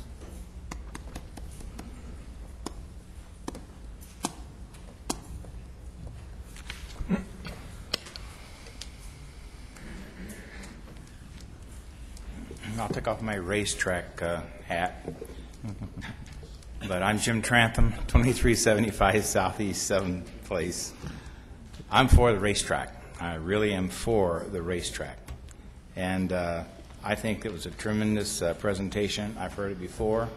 It's a good presentation. And I think that you're on the right track, and what you want to do is improve. But over the last 10 years, my house has devalued to the point where it's not worth what I paid for it when I built it 15 years ago. But my taxes are higher today than they were. My property taxes are higher today than they were 15 years ago. That's county and city taxes, by the way, speaking of who paid for the racetrack. The taxpayers paid for that racetrack. And I still say, and just from the taxpayer's point of view, I'm not speaking for my community today as the past president of my homeowners group of 1,000 people, but I can tell you I've had an earful from them, and I wish we had more taxpayers here tonight to say something about the taxes. I think it's time for the racetrack to be good corporate citizens and understand that as my taxes went up, so do theirs. And if we put 12,000 more seats in that stadium, you can believe that the state of Florida is going to say, hey, look, you increased it by 10, 12, 15% or whatever the numbers are. We're going to increase your taxes by that much. And I don't think it's unreasonable to ask the racetrack to pay for those additional taxes that we're going to incur. And I would vote against this number, this tab 9, this second reading. I would ask the council to vote against it unless you get that guarantee. And you can change it, as the attorney said, and get that guarantee tonight. Secondly, the idea that they reneged on $120,000. I have that letter here, and it's pretty clear to me, and I'm, just an old English teacher, but I understand that the letter confirms that the Homestead Speedway agrees to pay the city of Homestead $120,000 compensation. You signed it, and you signed it. That's all I need to see. At least it's a gentleman's agreement, and now the racetrack wants to renege on that. So I think you should vote no on this tonight if they don't agree to pay both of those fees. Thanks very much. Thank you, Mr. Trantham. Any further public discussion? Hearing no further, seeing no further public discussion, council, final discussion. Mayor. Yes, Mr. Councilman Shelley pointed out somewhere where we do have some wiggle room with our lease payment. How much of that money that we have from our lease payment afterwards goes into our general fund, or where is it applied to? How much is it and where is it going to? Because if we're going to take away from it, then it's going to affect someone or something. So I just want to point that out as well. Somehow.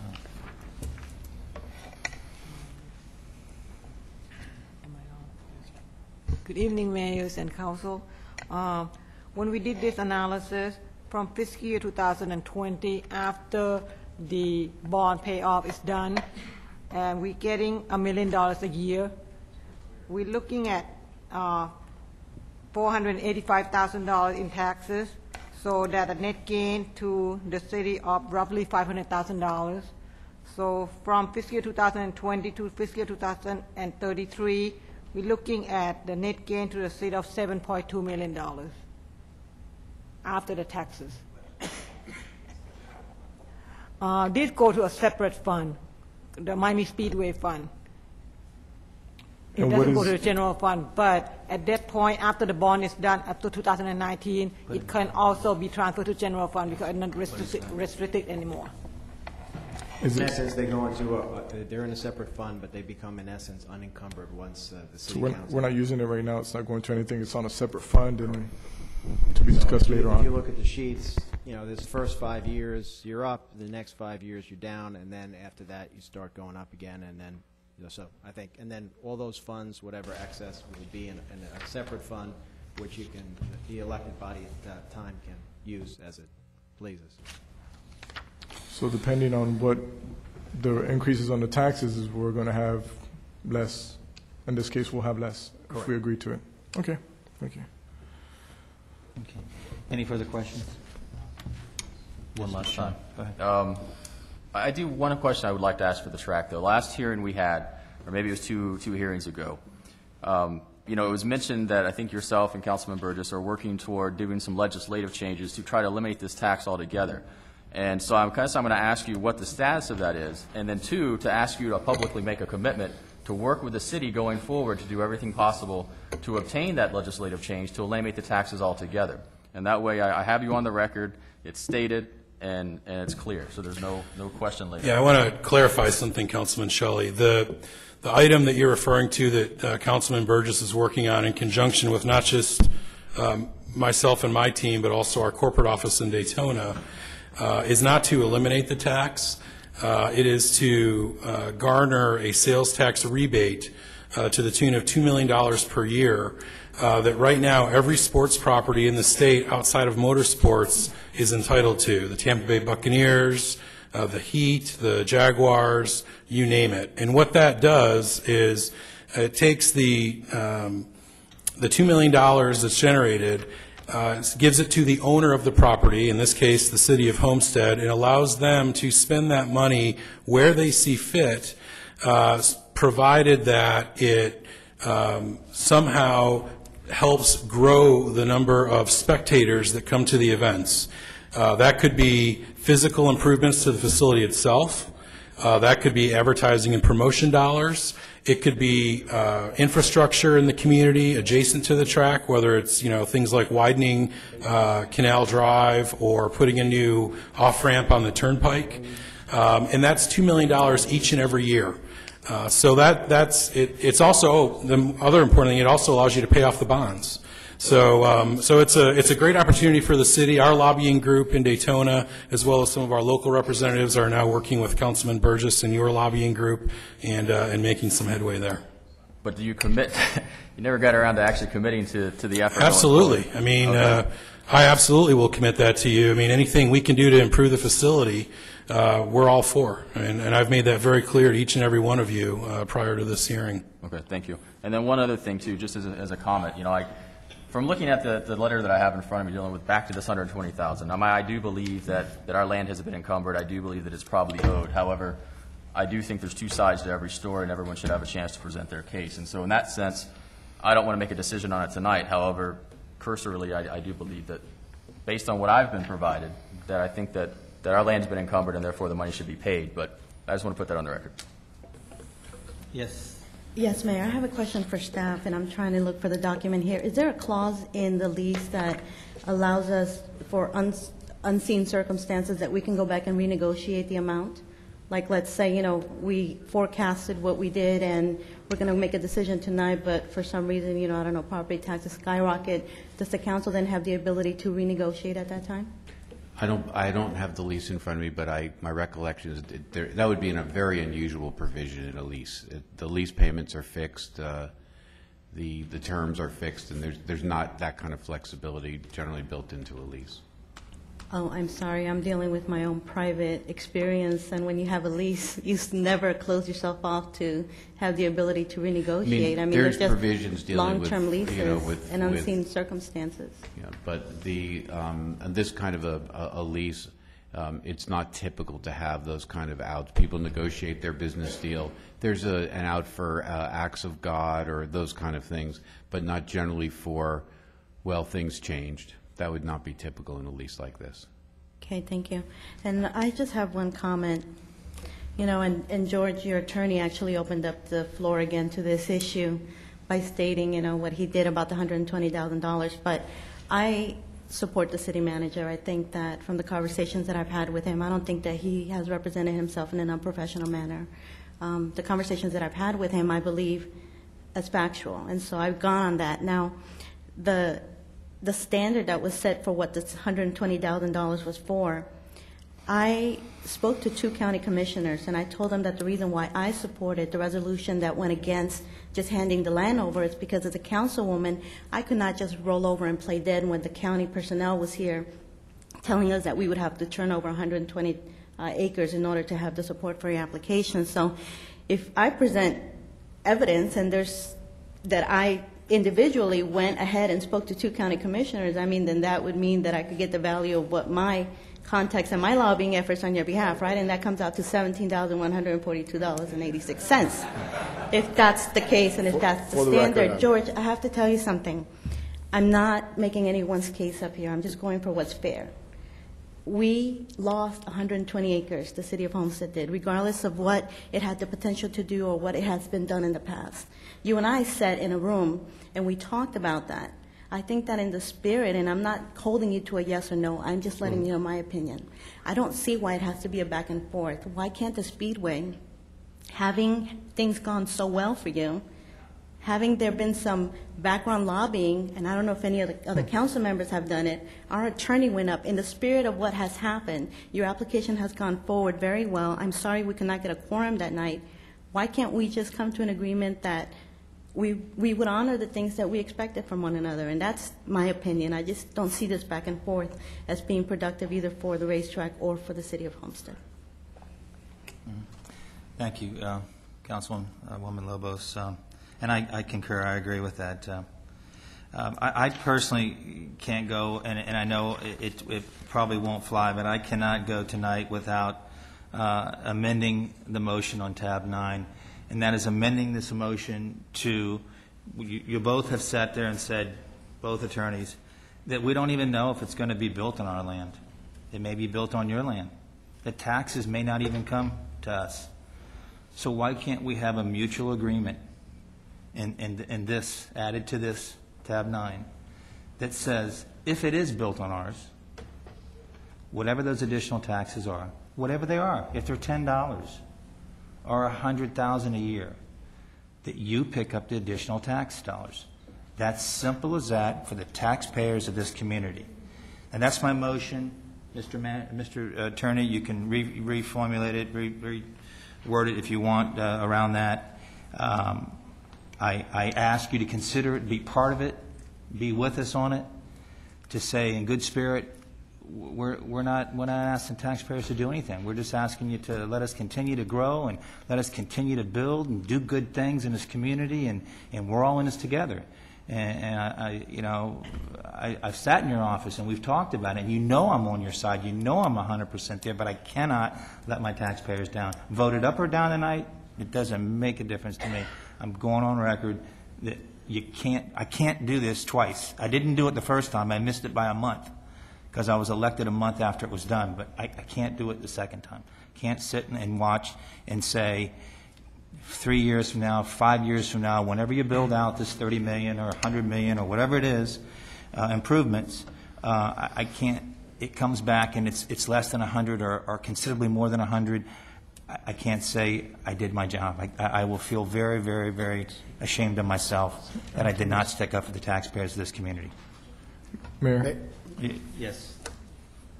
Yeah, before you come up, George, just a comment.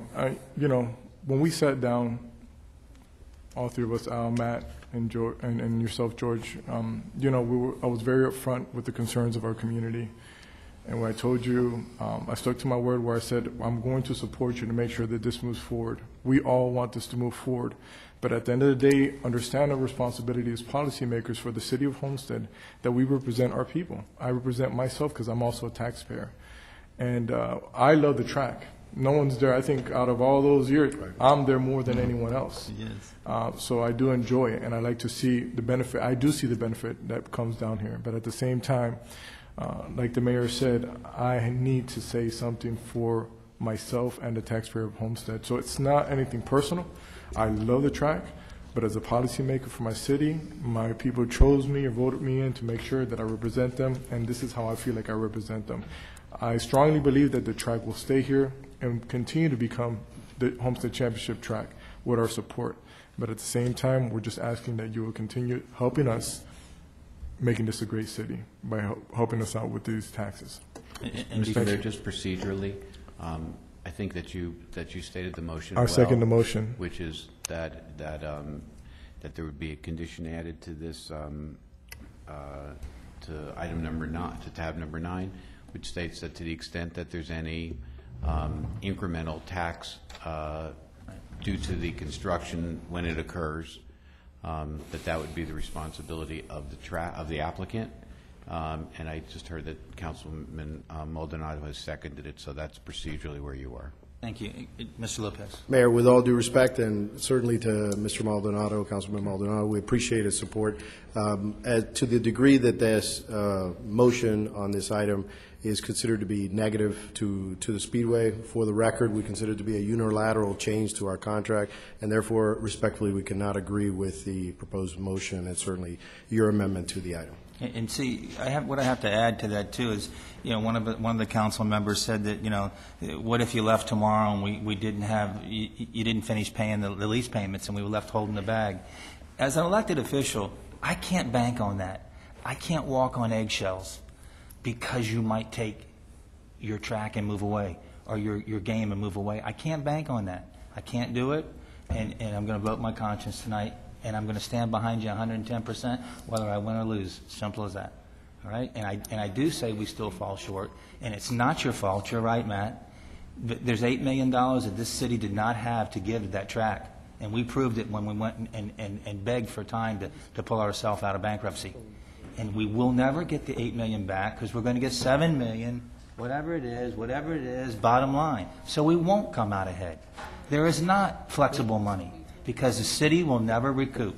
It will economically, it will. I look at it in principle, simple as that. Thank you. So with that said, there's a motion made and second. Madam Clerk, call the roll. Actually, Mayor, I have This is on the amendment. on the amendment. Yes. I have a question to No, the please, I'm amendment. sorry. Mayor, I'm sorry. I need clarification on the language, and I'm just trying to quickly process. I'm never comfortable with just voting on something so significant, an amendment to something like this, so I'm hesitant to vote on the amendment. But can I get clarification on the word again? Okay, the amendment, the intent of the amendment is to the extent that there are incremental taxes generated by the additional construction, that those incremental taxes would be paid by the racetrack. I'm sorry, I got another question. But I thought I heard the mayor say, if it's built on our land. Yes. So that needs to be included into that. Correct. Thank you. Any final questions before we call the roll? This is to cover just what the increases are.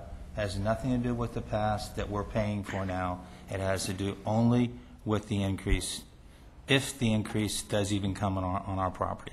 It may go on theirs, we don't know. So with that said, Madam Clerk, hold Mr. off. Mayor. No, I just what I'm trying to understand is the reasoning, I guess, underlying it. I understand that the policy reasoning, I understand that completely. But as far as from, how does this affect, I mean, can we do this? How are we justifying this? What is our reasoning for it? I guess is what I'm trying to make sure. Is there a legal ground for it?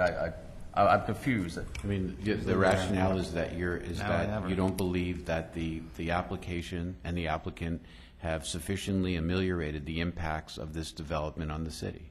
And you're basically saying that to the extent that there are tax impacts, that those should be their responsibility in the same way that they have to do other things to ameliorate their development. Has nothing to do with the 120. It's a different fight. I don't even want to go there. It's good. Mayor? Yes, please. Just for the record, it's my opinion only that you go here and you're going to have that door opened again and again and again and again, and you're opening a door that could be very dangerous. Vote it up or down. Yep. For the sake of the taxpayers, Madam Clerk, call the roll. Councilman Burgess? No. Councilwoman Lobos? No. Councilman Maldonado? Yes. Councilman Shelley? No. Councilman Williams? No. Vice Mayor Waldman? No. Mayor Bateman? Yes. The motion fails. Thank you. Okay, we're back to the original. Motion on tab 9 as it's stated. We had a motion on that, No, right? I mean, that's what the motion is on the floor, so you just need to vote on that. Okay, Madam Clerk, call the roll for the motion as it stands. Councilman Williams? Yes. Vice Mayor Waldman? Yes. Councilman Burgess? Yes. Councilwoman Lobos? Yes. Councilman Maldonado? Yes. Councilman Shelley? Yes. Mayor Bateman? Yes. The motion carries. Thank you, Madam Clerk. Let's move back to tab 6. This is the quasi-judicial item that's a companion. Go ahead, James. Yes, Mayor, Council, this is the quasi-judicial item. This is tab 6. This is a second reading of an ordinance of the City of Homestead, Florida, amending the development order for the villages of Homestead Development of Regional Impact, finding that said amendment does not constitute a substantial deviation, providing for severability, and providing for an effective date. Thank you. Second. Okay. Staff report. Mr. Mayor, staff recommends that you and the council authorize the manager to approve the notice of proposed change for the Villages of Homestead DRI.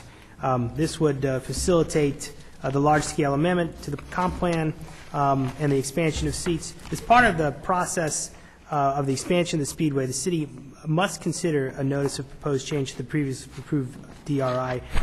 This is required when the applicant is proposing simultaneous increases and decreases to a multi-use DRI to show that these changes do not represent a substantial deviation from the previously approved DRI. We've reviewed this and the applicant's extensive data and analysis against the substantial deviation criteria as defined by the state of Florida. As a result, it is agreed that the proposed amended development plan does not create an additional or unreviewed regional impacts compared with the impacts of the baseline 1985 data. Okay, questions from council? Okay, Mr. Mayor, just for the record, we're going to incorporate all the testimony during the last, under tab 9, into the record, but in order to satisfy due process, if the applicant wants to add anything to the record, they need to be given the opportunity to do that. Go ahead. For the record, Melissa Tapinas, Burke, Howard, Dell, Fernandez, and if we may incorporate our presentation by reference, we'd appreciate that. Thank you. Okay.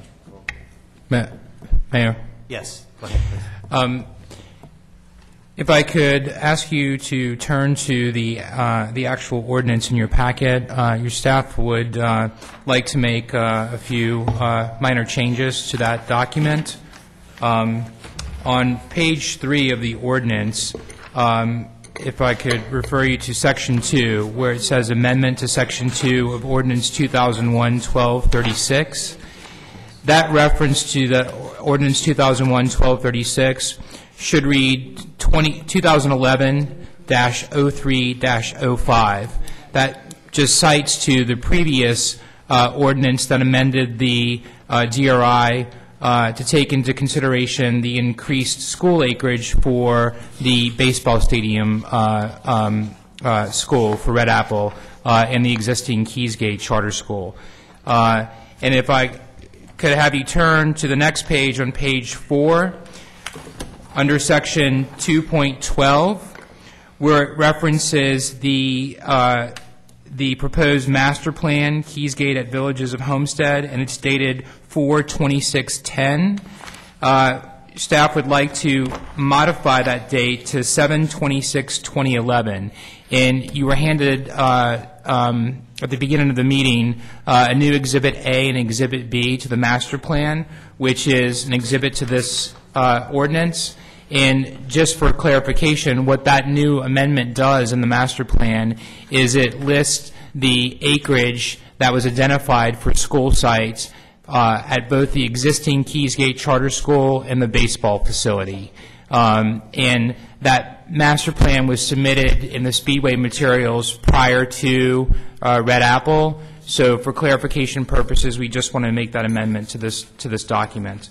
And under section 8, page 8, section 4 and section 5, the master plan, again, the date would be referenced to the 7/26/2011 version that is right before you. Thank you. Any questions from council? Hearing no questions from council, I'll open the public hearing. Any questions from the public on this item? Tab 6. Hearing none, seeing none, I'll close the public hearing. Final questions from council. No questions. Final questions from council. Madam Clerk, call the roll. Councilwoman Nobles? Yes. Councilman Maldonado? Yes. Councilman Shelley? Yes. Councilman Williams? Yes. Vice Mayor Warman? Yes. Councilman Burgess? Yes. Mayor Bateman? Yes. The motion carries. Thank you, Madam Clerk. Council, thank you very much. Thank We you. appreciate your support and look forward to our continued partnership. Thank you. Okay, tab 7.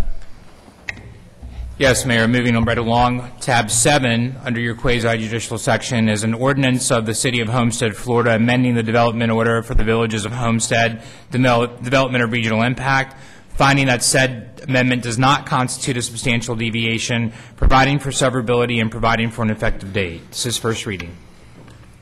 Okay. Thank you. Second? Second. Okay. Council, staff report.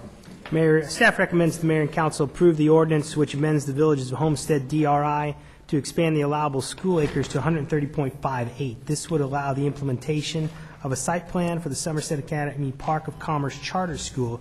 This is a 2,000-student K-12 charter school on 9 acres of land, which is part of a 37-acre campus master plan. Okay. Thank you. Council, questions?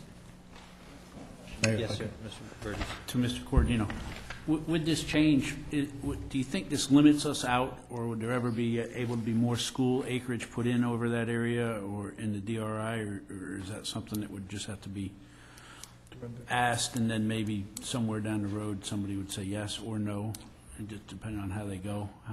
I think that's something that we would ask at the time if a school application were to come forward.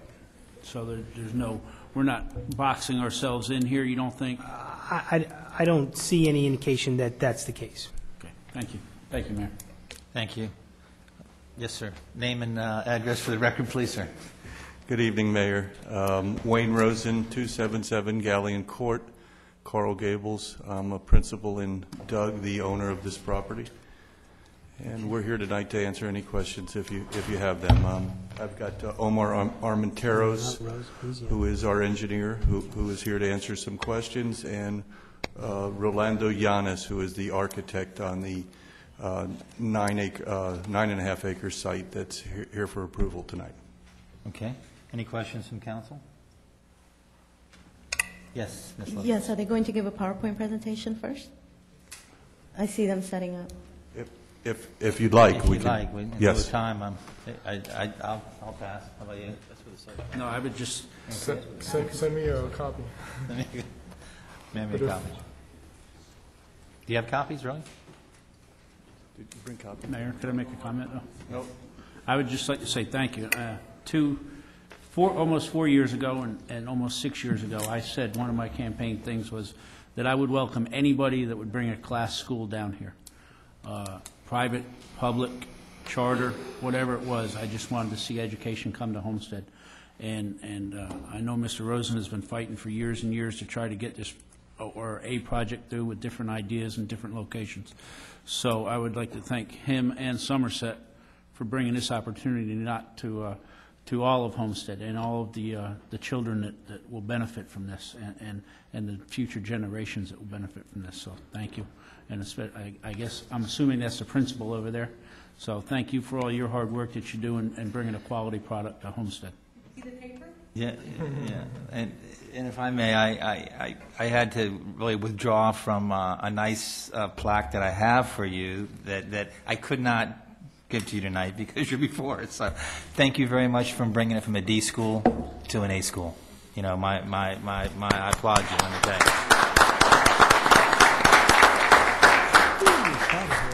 So, and thank you, Mr. Rosen, and I know you were very helpful in the last charter school that we just finished, the last two charter schools we just finished over in baseball stadium.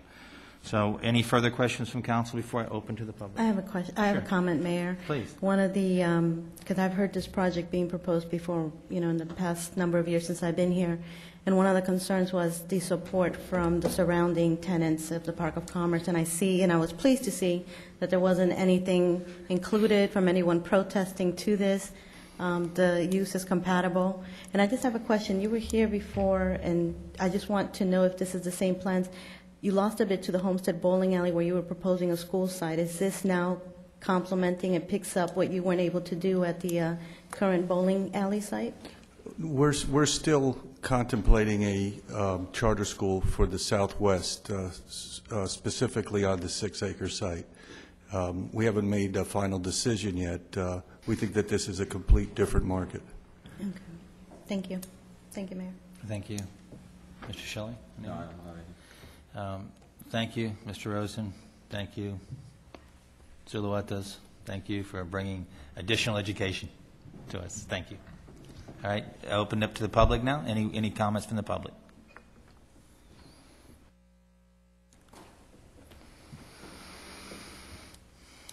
Ed Powell, the other address, 745 Southeast 18th Lane. I just wanted to weigh in. 8 years ago when I got involved with planning and zoning, our school was 140% overpopulated. We fought, and in the last year, I think we've addressed Gateway School, Waterstone, Caysgate Elementary, and now the high school. Suddenly there's this rush by everybody who wants to get in the ground with charter schools. Mr. Rosen's school, planning and zoning heard last week another school that wants to build in Maori, another 1,000 students. Now, I'm saying, at what point are we looking at more seats than students? You know, we were behind 8 years ago. Are we suddenly going to be 1,000 empty seats because all these charter schools come online? That's my only concern. But I'm really happy to see that something's going on in a Park of Commerce. We've tried to get something in there forever, never did. At least a school and a beer distributor has something for that Park of Commerce. So I laud your efforts and wish you lots of luck. That you bring up a very good point, because I think that you've tried before. I think this is your second round. Did you not try in the Park of Commerce prior to this, and the prior council said no to you? Mr. Mayor, I don't think it went to the council, but it went to the staff, and the staff said no. Okay. We decided at that time not to take it forward to the council. Okay.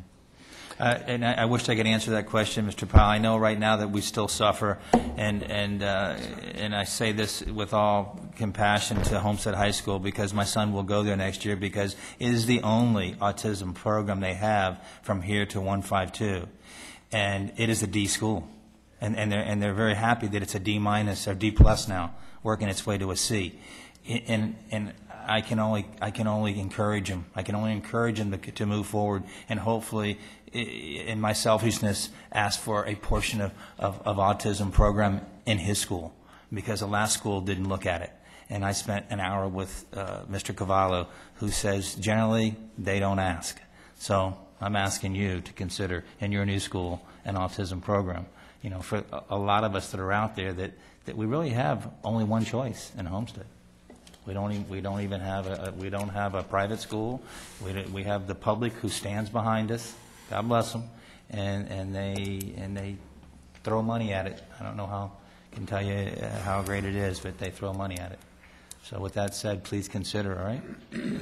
And I know that the school before you, prior to this one, has a feeder pattern from Waterstone, so that should answer your question on that one.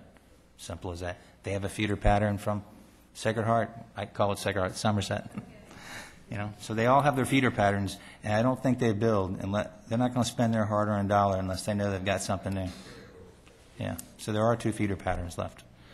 Okay, no, any other questions from the public? I'll close the public hearing. Any final questions from council? Hearing no final questions from council, Madam Clerk, call the roll.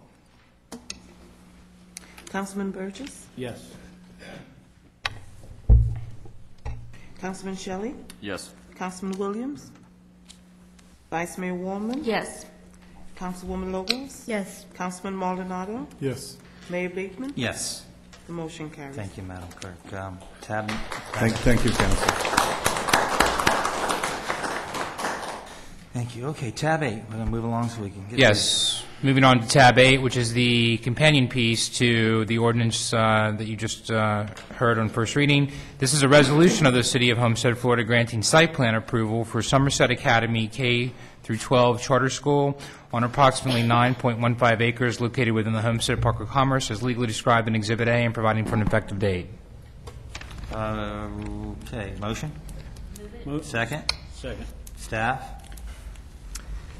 Staff recommends that the mayor and council approve the resolution with conditions approving the Park of Commerce Educational Campus Phase 1 site plan. The resolution allows the applicant to begin the development of the Somerset Academy Charter School, which is, as we said before, K-12, 2,000 student facility on 9 acres of land. This is, the entire area that we have here is outside of the air installation compatible use zone. The stated conditions include that the construction begins so that the Phase 2 of the facility is ready to open at the beginning of the 2012 school year, that the modulars be totally removed at the beginning of the 2013 school year, and that authorization be provided by Miami-Dade County related to the issues of traffic and operations. Question, Mayor? Thank you. Yes, Vice Mayor. Question. Yes, Vice Mayor. Yes. Question. I understand that there are 3 phases. Now, Phase 1 said 900 students, but I want to know, does that include grades K through 12? Or are you going to do a modified, like Keysgate Charter School is doing? Yes, and I think there's a correction. The, excuse me, the modulars are scheduled, I think I heard this, modulars are scheduled to be removed in 2012? 13? 13? Joe? We're asking you to have them removed by 2013 if you can build the station so you don't have to have them in modulars. Yeah, I didn't see that earlier, but that would be a problem. If we have the expense of putting them in, we would like to keep them in the area until the last phase of the development. The modular would accommodate a K through 5 component, and the first phase of 900 students would be the actual vertical construction and would be the 6 through 12. So the 6 through 12 would be under Phase 1 or Phase 2? Phase 2. Okay.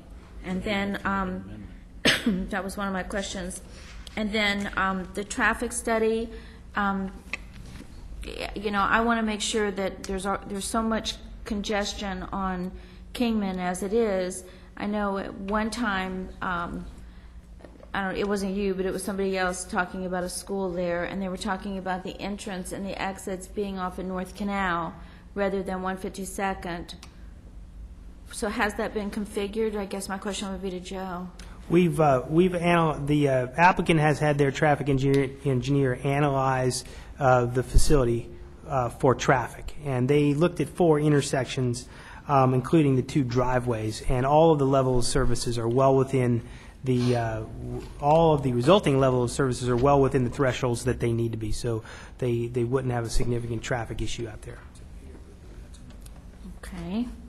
I want to be very sure of that because we have a traffic issue now with Keys Gate Charter School, and because it's already on the same street, you know, I just want to make sure that we don't have any problems down the road, because once it's there, and there's nothing I can do about it. Yes, our plan is to bring people in through North Canal, and the traffic study calls for a turning lane for traffic from North Canal entering our site. Perfect. That's all I wanted to know. Thank you. Thank you. Yes, Mr. Burgess. And if we remember, I can't remember the dates because they flip-flopped them, but that will become a 4-lane road there also in North Canal, Right. which, and has ample room for a turn lane to get in there for people to exit off without hindering the progress of other people on North Canal. The only thing that I would ask of the applicant is the same thing that I asked of our last high school that came in, is that when we do get to the traffic, that you work with our staff closely and that we have people come out there and make sure the first couple of days, weeks, whatever it is, and as each phase comes in, that we all agree upon the way things are going. As we all know, traffic engineers are great with numbers and saying it's going to work, but sometimes there are hiccups. So I would just ask that when we do get to that point, which is that's down the road, that we make sure that, you know, if our staff has a problem, that you guys listen, because we have had that problem at Keys Gate Charter School, and it's an unfortunate situation where somebody doesn't want to allow something to take place on their property over there. But and that could all be taken care of with a little bit of good partnership, good neighbor stuff. So, and I know you will, but I just want to make sure to put that on the record, that, you know, when our staff asks, that, you know, at least it's listened to, and we try to take care of it in a timely and helpful manner. We will, thank you. Yes, Mr. Shelley. My original question was going to deal with the modulars, but since I want to get some more clarification. So Phase 1 is the modulars, correct? And that's opening when, this school year coming up? Yeah, yes. Okay. And then Phase 2, you actually build the facility. Let me backtrack. 2012 would be the opening of the modulars. 2012. So your first school year is going to be, but then, because here it says Phase 2 of the facility will be ready to open at the beginning of the 2012 school year. So you're going to have Phase 2 and Phase 1, the modulars going at the same time? No. It might be easier if I could show you on the screen. Sure. Yeah. Is that okay? Because, yeah, that's kind of critical to me to understand how these modulars play, how long they're going to be there.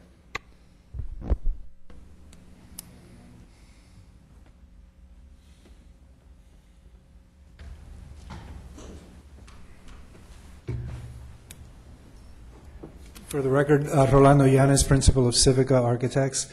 I'm going to skip through all of the accolades except for this one page, which I do want to stress.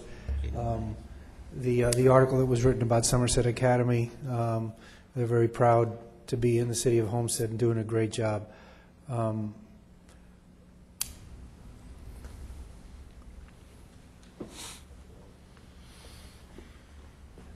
Okay, if you notice here, I think actually the next, yeah, this image shows you the different phases. They're sort of turned on their sides, but starting at the right, you'll see phase 1, which includes significant amount of roadway infrastructure and network, which is actually inside the site. And that's really important, going back to some of the previous comments I just heard about traffic and absorbing the queue and so on. We have a significant amount of queuing.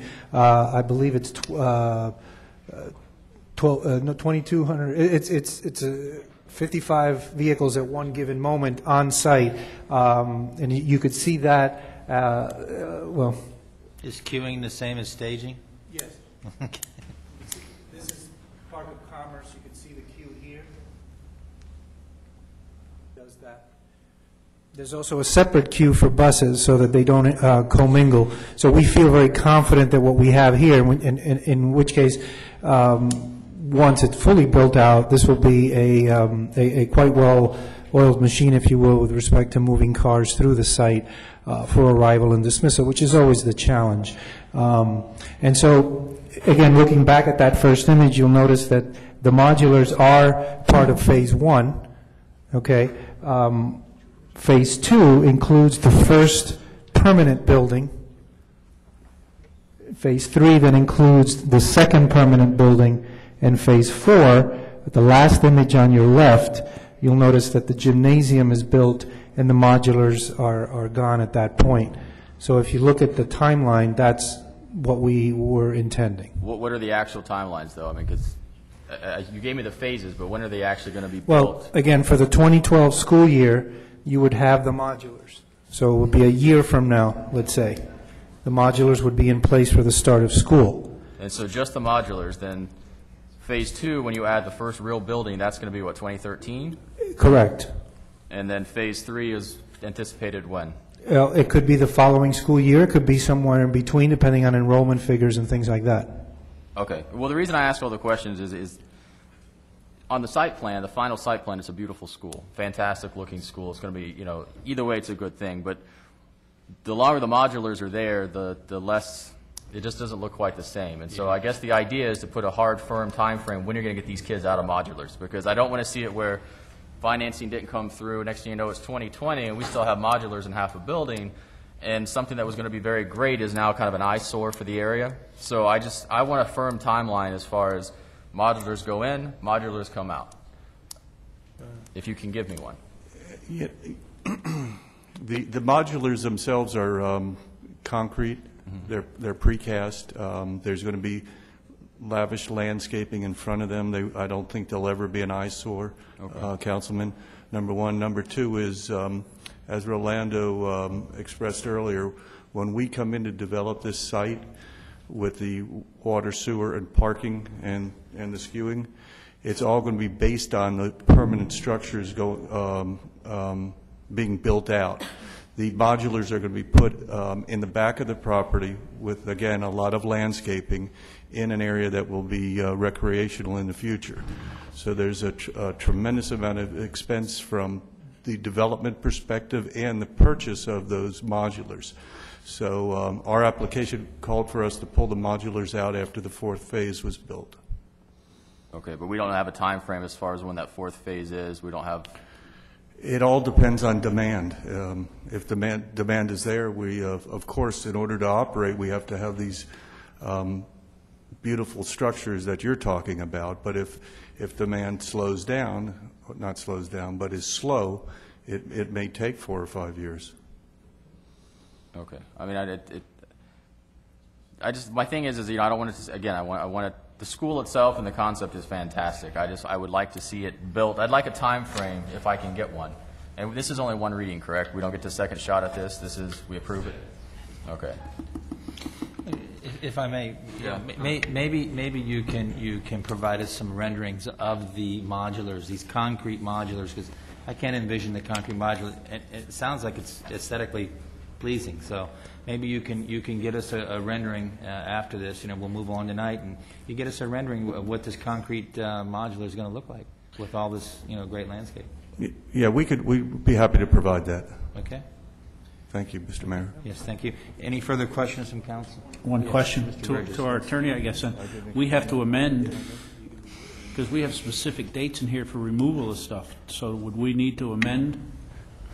The resolution conditions right now make no mention of a time frame. I thought it said it had to be removed by the beginning of the school year in 2/3. That was one of the recommendations that that's just right. staff Okay. is I'm looking making, at the wrong but the actual conditions listed in the resolution Okay. don't have that notation. Okay. That was right in front of me still. Wrong page. My apologies. Okay.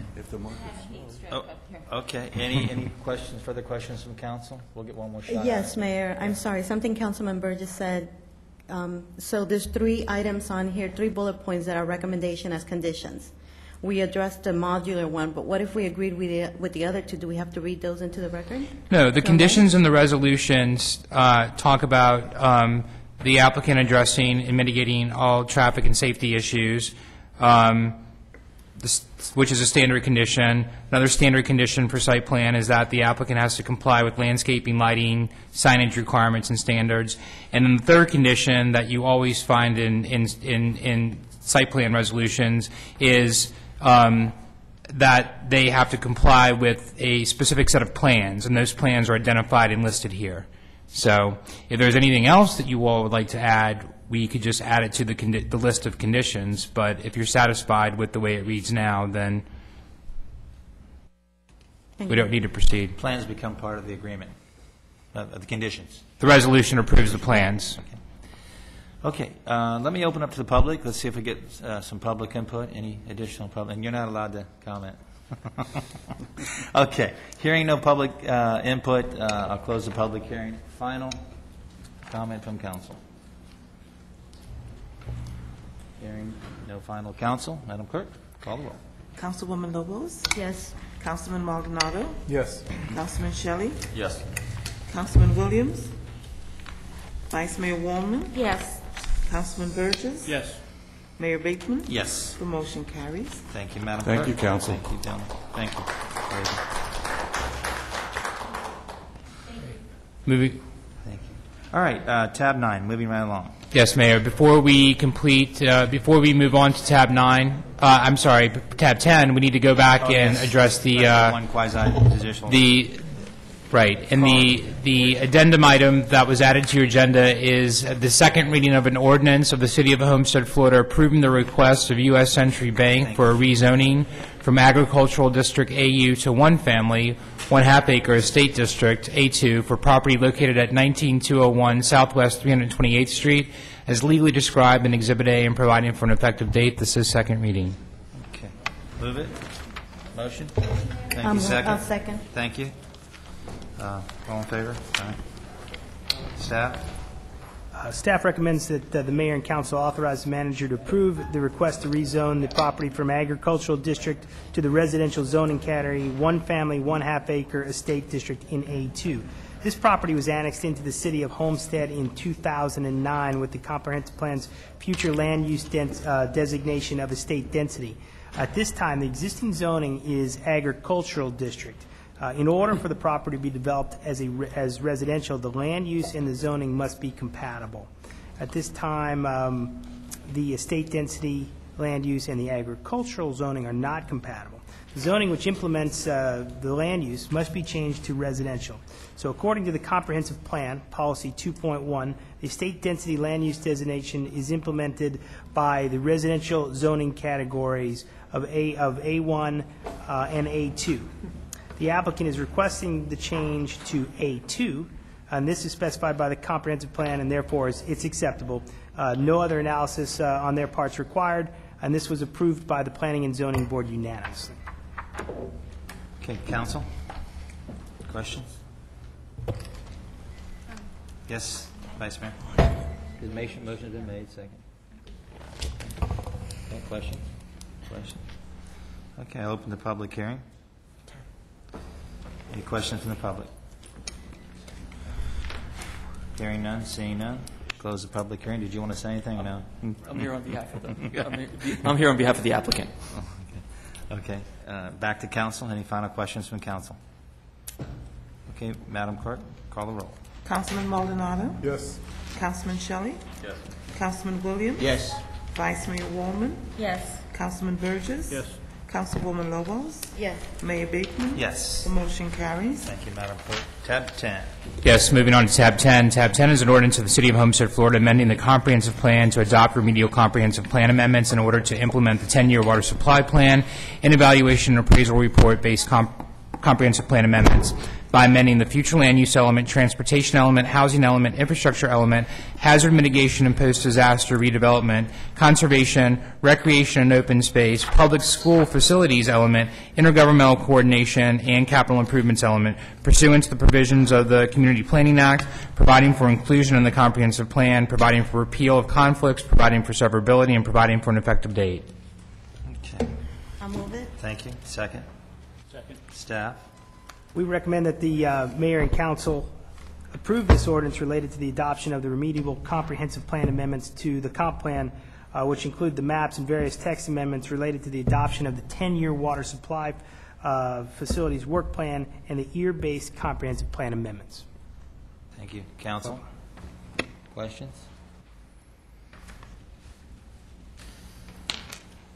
No questions from council? I'll open up to the public. Questions from the public? No questions from the public. I'll close the public hearing.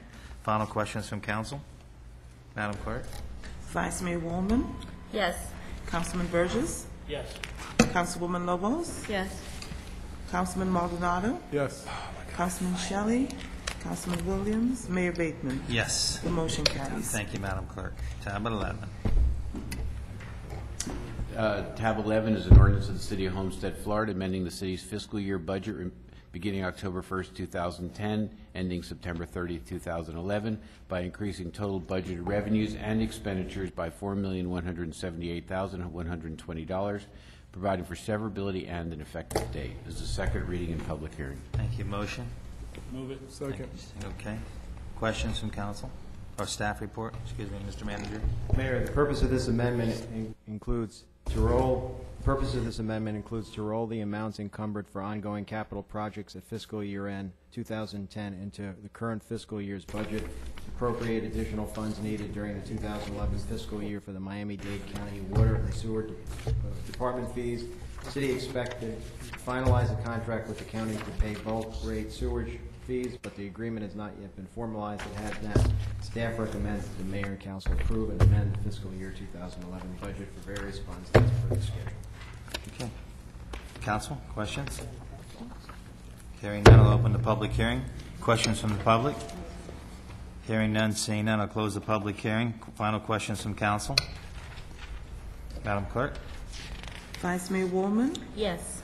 Councilman Burgess? Yes. Councilwoman Lobos? Yes. Councilman Maldonado? Yes. Councilman Shelley? Yes. Mayor Bateman? Yes. The motion carries. Okay, tab 12. Next item is the second reading of an ordinance of the City of Homestead, Florida, amending the City of Homestead Code of Ordinances by amending Chapter 2 Administration by creating Article 15 Procedure for Settlement of Liability and Workmen's Compensation Claims, creating Section 2-700 Settlement of Liability and Workmen's Compensation Claims, providing for implementation, providing for ratification, providing for severability, inclusion in the code, conflicts, and effective date, second reading and public hearing. Motion? Move it. Second? I'll second. Thank you. Staff? Mayor, since 1996, city managers had authorization to settle claims above $5,500 per Administrative Order 96-02-31 attached. That administrative order did not set an express limit above that amount. The purpose of this amendment is to formally adopt the settlement authority allocation procedure in the code and also set the limit for which the manager has the authority to settle at $10,000. Claims in this category are routine in nature and include, but are not limited to, property damages, personal injury claims, police liability claims, insurance subrogation, as well as workers' compensation claims.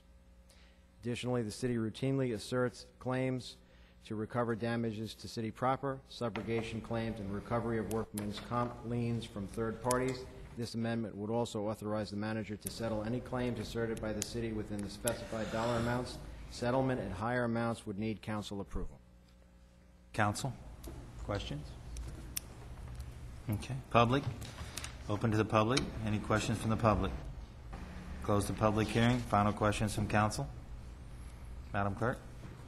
Councilman Burgess? Yes. Councilwoman Lobos? Yes. Councilman Maldonado? Yes. Vice Mayor Woolman? Yes. Councilman Shelley? Yes.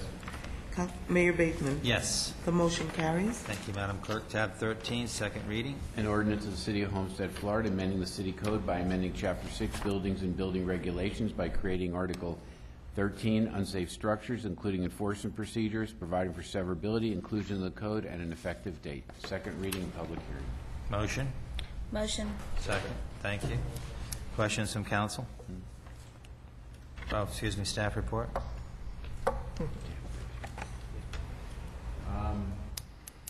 Board of County Commissioners, Miami-Dade County, Florida, adopted Miami-Dade County Ordinance Number 1103, permitting municipalities to adopt their own ordinances, establishing an administrative process to address unsafe structures within the municipal boundaries. Therefore, it is desired to amend Chapter 6 Building and Building Regulations of the City Code to address unsafe structures within the city, saving in cost and time. Staff recommends that the mayor and council approve the attached ordinance of the City of Homestead and authorize the city manager to amend the city's code, Chapter 6 Building and Building Regulations, thus creating Article 13 Unsafe Structures to include enforcement procedures, providing for severability, providing for inclusion in the code, and providing for an effective date. Questions from council? Thank you, Mr. Manager. No questions from council. I'll open the public hearing. Questions from the public? No questions. Hearing none, seeing none. Close the public hearing. Questions from council? Madam Clerk? Yes. I'm Just, sorry, through the mayor to the manager, who would be overseeing this, once this ordinance is in place? Who would be putting it into effect for these unsafe structures? Chief, did you want to? Oops. Wouldn't that be Tom Lampert? Anyone? It would be a combination of your building official, as well as code enforcement. But your building official would be the one who would make the determination with regard to an unsafe structure after inspections. He's the qualified agent, if you will, for the city. Because I know there's a building or a home in the Waterstone area that's been burnt and abandoned for many years, and we've discussed about trying to do something, and this gives us the ability to now do something. So if we could follow up with those or any other throughout the city, that'd be good. Thank you, sir. That's it. Thank you, Mr. Holman. Okay, any other questions from council? Okay, Madam Clerk? Councilman Shelley? Yes. Councilman Maldonado? Yes. Councilwoman Lobos? Yes. Councilman Burgess? Yes. Vice Mayor Woolman? Yes. Mayor Bateman? Yes. The motion carries. Thank you, Madam Clerk. Tab 14. An ordinance of the City of Homestead, Florida, amending the City of Homestead Code of Ordinances by amending Chapter 2 Administration, Chapter 11 Emergency Management, Chapter 17 Miscellaneous Offenses to address firearm regulations preempted by state law, providing for severability, inclusion in the code, and an effective date. Motion? Move it. Second? Thank you. Staff? In the last session of the legislature, the legislature adopted a very strict preemption provision, which basically provides penalties for cities enforcing any laws relating to guns. And previously there was a preemption, but there were no strong penalties attached. Now they've created some very strict penalties, and so what we've had to do is gone through the code and take out all those provisions in the code dealing with firearms. And so that's what this ordinance does. It takes those provisions out of the city code. Gives us more strength? Less strength? No, the legislature basically has totally preempted this area, and local governments are not allowed to legislate with respect to firearms. So the legislature, there was a preemption before.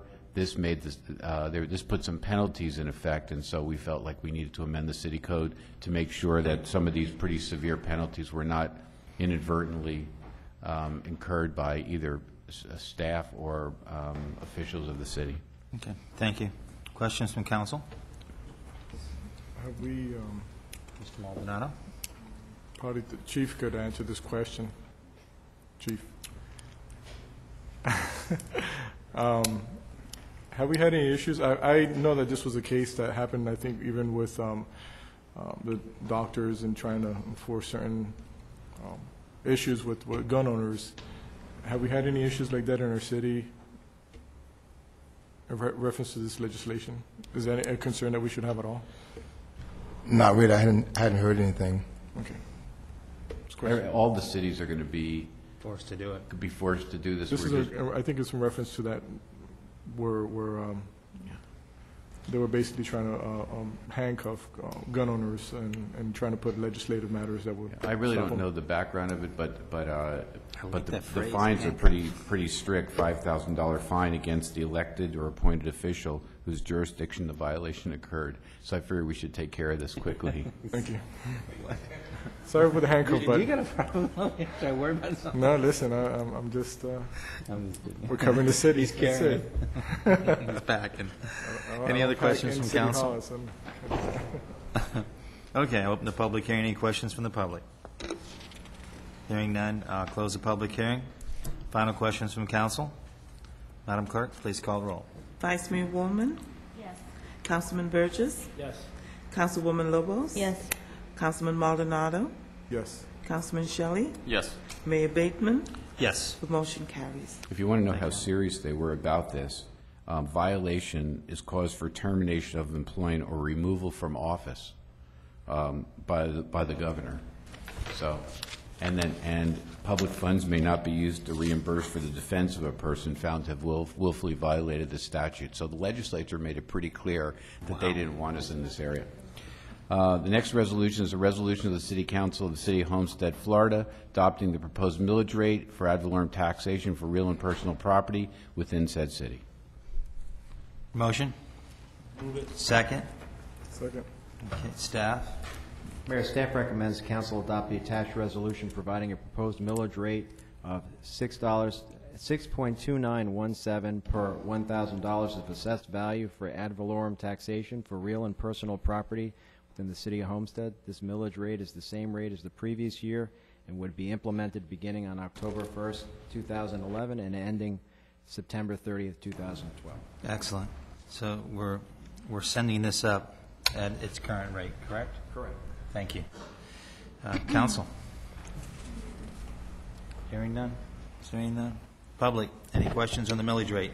We are holding the line, 6.29. We are holding the line. Mayor? Yes. I just want to say congratulations to the city Yes. manager and his staff Kudos.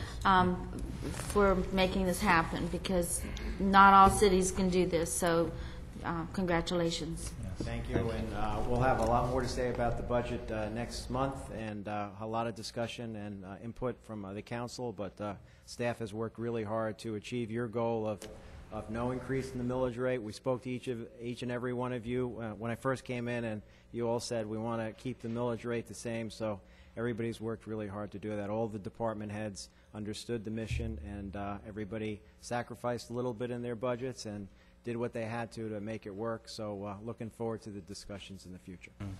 Well, thank you, and thank you, staff. Okay, open to public hearing. Any questions from the public? Does anybody want to talk pro or against? We're moving forward. Okay, there's no comments from the public at this time. We'll close the public hearing. Any final questions from council? Hearing none, Madam Clerk, call the roll. Councilman Shelley? Yes. Councilwoman Lobos? Yes. Councilman Williams? Yes. Vice Mayor Woolman? Yes. Councilman Maldonado? Yes. Councilman Burgess? Yes. Mayor Bateman? Yes. The motion carries. Thank you, Madam Clerk. Resolution of the City Council of the City of Homestead, Florida, authorizing a grant award from the Florida Coalition Against Domestic Violence, providing an effective date. Move it, Mayor. Thank you. Second. Second. Thank you. Staff? Mayor, the Florida Coalition Against Domestic Violence has awarded the city a grant in the amount of $147,879. This grant will pay the base salary of one full-time domestic violence detective, one full-time contractual victim advocate, and one part-time contractual data entry clerk. This team will respond to 325 cases of domestic violence cases within 1 year. The grant will be operational from July 1, 2011 to June 30, 2012. Staff's recommendation that the mayor and council approve the attached resolution and authorize the city manager to enter into a contract with the Florida Coalition Against Domestic Violence. Thank you. Questions from council? Yes, quick question. Yes, Mr. Did we receive this grant last year? Yes. We did. And it was used to do what is prescribed in this, what we're asking today? No change. No change, okay. Any further questions from council? I'll open the public hearing. Any questions from the public? Hearing none, seeing none, I'll close the public hearing. Final questions from council. Madam Clerk? Councilman Williams? Assistant Clerk? Yes. Vice Mayor Waldman? Yes. Councilman Burgess? Yes. Councilwoman Lobos? Yes. Councilman Maldonado? Yes. Councilman Shelley? Yes. Mayor Bateman? Yes. Motion carries. Tab 17. Resolution of the City Council of the City of Homestead, Florida, authorizing the purchase of equipment for the City of Homestead Police Department from Motorola pursuant to City Code Section 2411.187, exemptions from competitive bidding, providing for an effective date. Motion to move it. I move to approve the purchase. Second. I'll second. Okay. Staff? Mayor, the police department radio and data network is aging, and some problems have been identified that can be corrected utilizing funding from the COPS technology grant. The current system does not have any communication capabilities inside Homestead Hospital or in the newer public supermarkets. This failure jeopardizes the public safety. The grant will provide the necessary funding for the installation of wireless microwave connectivity to all of our public safety communication sites, and will therefore eliminate the risk of service disruption in case of line failure. Additionally, existing police dispatch consoles are outdated, and Motorola will be discontinuing maintenance support of the existing equipment. This grant will also include the replacement of the police dispatch communications consoles. Staff recommends that the mayor and council approve the attached resolution authorizing the purchase of communications equipment from Motorola. The total purchase amount is $491,566.67 and is funded by the COPS technology grant. Okay. Questions from council? Yes. Yes, Yes, Mayor. Mr. Quick question. Didn't we just buy radio equipment last year sometime? Or was that, am I mistaken? I thought we bought some. I remember Bobby Ray coming before us, Captain Ray, and Computer system. not I think the that computer was it. system. The No. computer system. No, it wasn't computer system. The problem was the OSSI system, the new system we have in place Yeah. for dispatch that we asked the mayor and council to come over and take a look at it. Yeah, And I I think, thought it was some radios that we had. No. I think what the Councilman Williams is referring to, I think, was a wireless project. It was a $500,000 grant that we had last year. No, that's not it. But I'll research it, but I'm pretty sure that I thought we had visited this before. But okay, no problem. Okay. Any final questions from Well, council? I mean, just to clarify, you did approve the grant, so it could be the discussion occurred at that time. Okay. So you first approved the grant, and now what they're doing is asking for the expenditure of funds will be pulled from those grant monies. So that may be what you recollect. Okay, I remember I've had a conversation about replacing radios before, but I didn't know if we had done that. Okay, very good. Yeah, we together. And we're circumventing the bid process because it's what we need?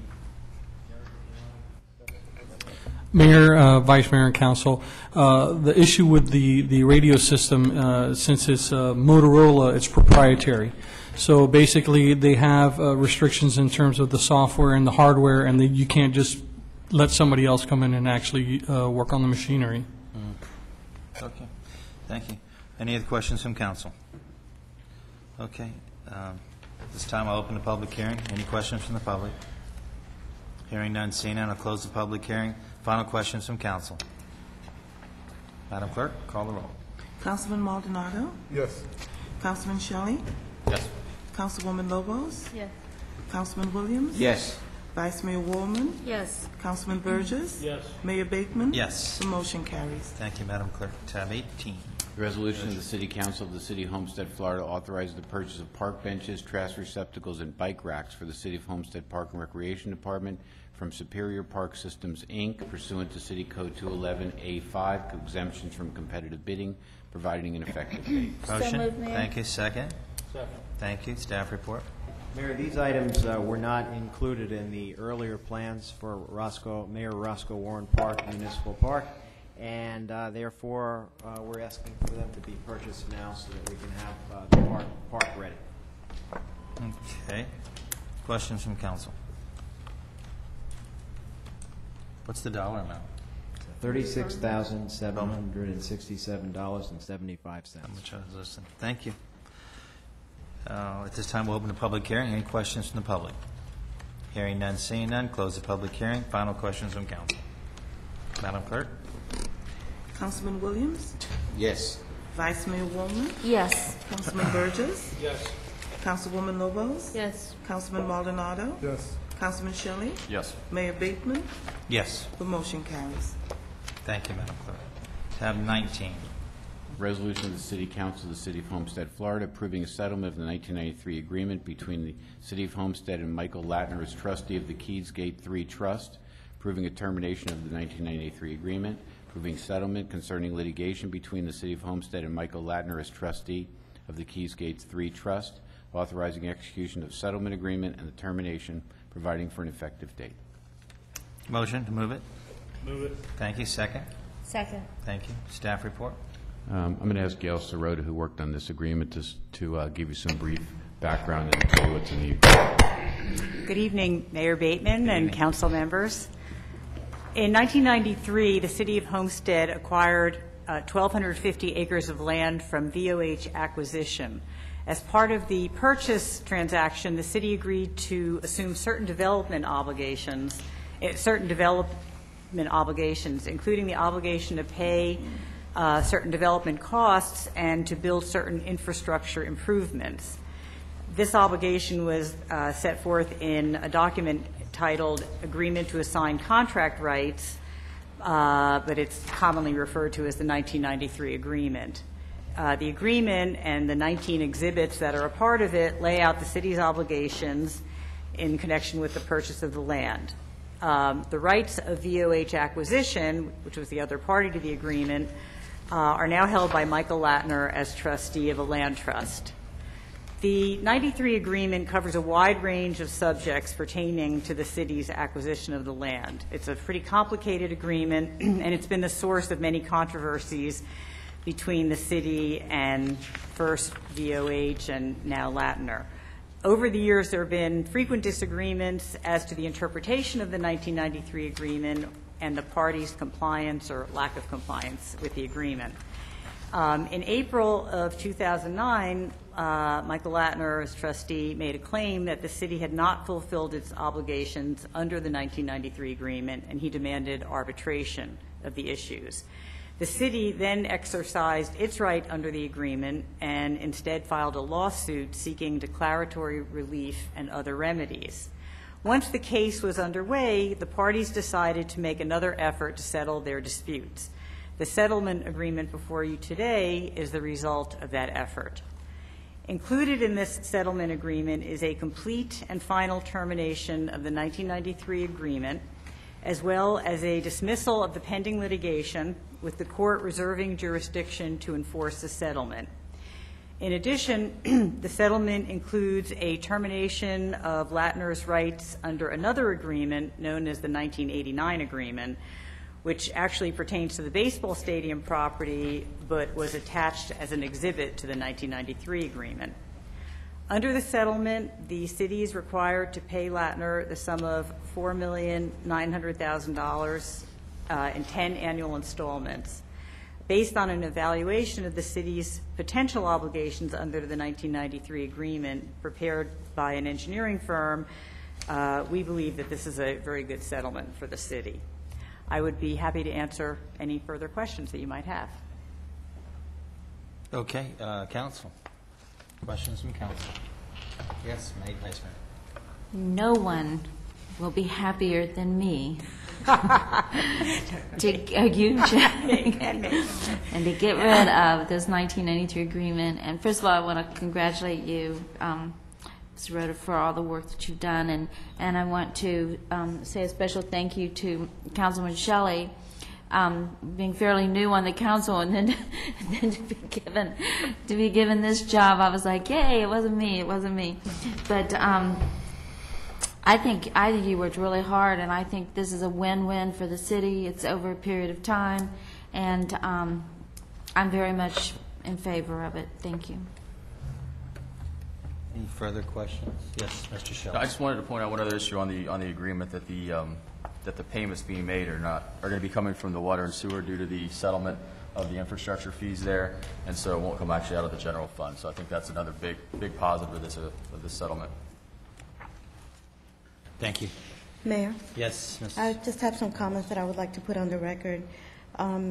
The discussions in executive session have gone all over the place, but this time around, we received a third-party opinion, which was a company that Councilman Shelley presented as an idea, and it was a great move, because rather than having it from the city or from the defendant, it came from a third party who has absolutely no interest in whether it goes one way or another.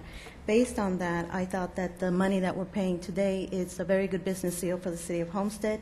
The 93 agreement, which was never written correctly for the benefit of the city, goes away completely, and we never have to refer to this again. So I thought that those were the points that, and aside from the payment over the next 10 years, that's the reason why I will support it tonight. Thank you, Councilman Lobos. Yes, I too want to commend Gail Sirota. You've hung in there, done a good job. Thank you very much. And Councilman Shelley. When I turned to Councilman Shelley and asked him to take this on, he kind of rolled his eyes backwards and said, "Why me?" But I said, "Because you're the legal mind on this council." And he took it on, and he worked it down to what I feel is an excellent deal for the city of Homestead, an excellent deal, given what was handed to us. So thank you very much for taking it on and doing the job that you did. Any final questions from Council? I just wanted to, as we hopefully wrap this thing up, I think it's very important to put on the record and for the public to understand that this is not a situation where the city did anything wrong, the city made any kind of mistakes. This is a situation where the city agreed to do certain things in order to induce developers, and this was right around the hurricane time, induce developers to come in and to try to develop the city. And as part of that inducement, the city took on certain obligations to build infrastructure, as Gail has said. And I think it's important for the record to understand that the issue here is not whether the city had an obligation to build anything. The city clearly had an obligation to build things, but it was the question of what was the cost of those things. And what's happening here is the city is basically living up to its obligations as we view them under the agreement. And but a lot of times when we're settling things, there's some liability or fault. This is not the case. The city is just living up to its obligations, and in our view, getting a very advantageous valuation of those obligations. And I, for one, also very happy to be done with this agreement too. Okay, with that said, I'll open to the public. Anyone in the general public would like to comment on this item? Hearing none, seeing none, I'll close the public hearing. Any final comments from council? Madam Clerk? Councilman Burgess? Yes. Councilwoman Lobos? Yes. Councilman Maldonado? Yes. Councilman Shelley? Yes. Vice Mayor Warman? Yes. Mayor Bateman? Yes. The motion carries. Thank you, Madam Clerk. Okay, Mr. Manager. Apologies for the air conditioning problem tonight. We have a fairly significant problem with it. Apologies not accepted. Hopefully we can get that fixed over this next couple of days. Okay, thank you. City Attorney? No report. Okay. Mr. Maldonado. Thank you, Mayor. I just have one item. August 2nd, we're holding a workshop. The mayor just tasked me to finish up or wrap up our signage issue in reference specifically the neon signs. So August 2nd, 6 p.m. here at the council chambers. We've notified business owners, residents, Chamber of Commerce to attend, and hopefully we could try to finalize these issues that we're having with code enforcement and signages. What I would like to do is ask the chief if he could help me somehow with letting those owners, in reference with the neon signs, that if we could go hand deliver that We have a nice flyer. yeah, flyer. We got a flyer that's made, and if we could hand out the flyers, to those so that they are here and they are present, so later on they don't come back to us, we didn't hear it, we don't know, and that way they could also put in their input as well. So if we could help me out with that, I'd greatly appreciate it.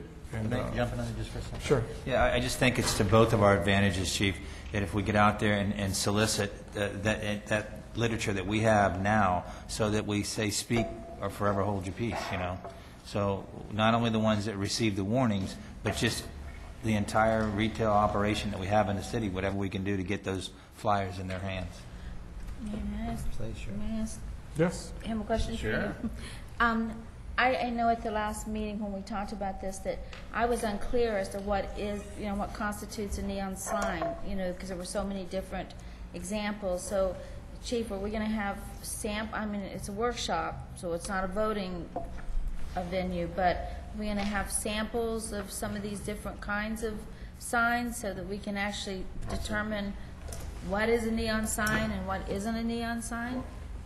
Yeah, well, hopefully we'll pretty much set up like we set the meeting we had last time on all the code problems. So hopefully it's going to be kind of quick putting it together, because I think we wanted. I think I made it clear on this issue that the staff has not really had enough time to get through all these staff reports. So, I think we can have some information, but the scope of what you'd asked for, we won't be ready for the second.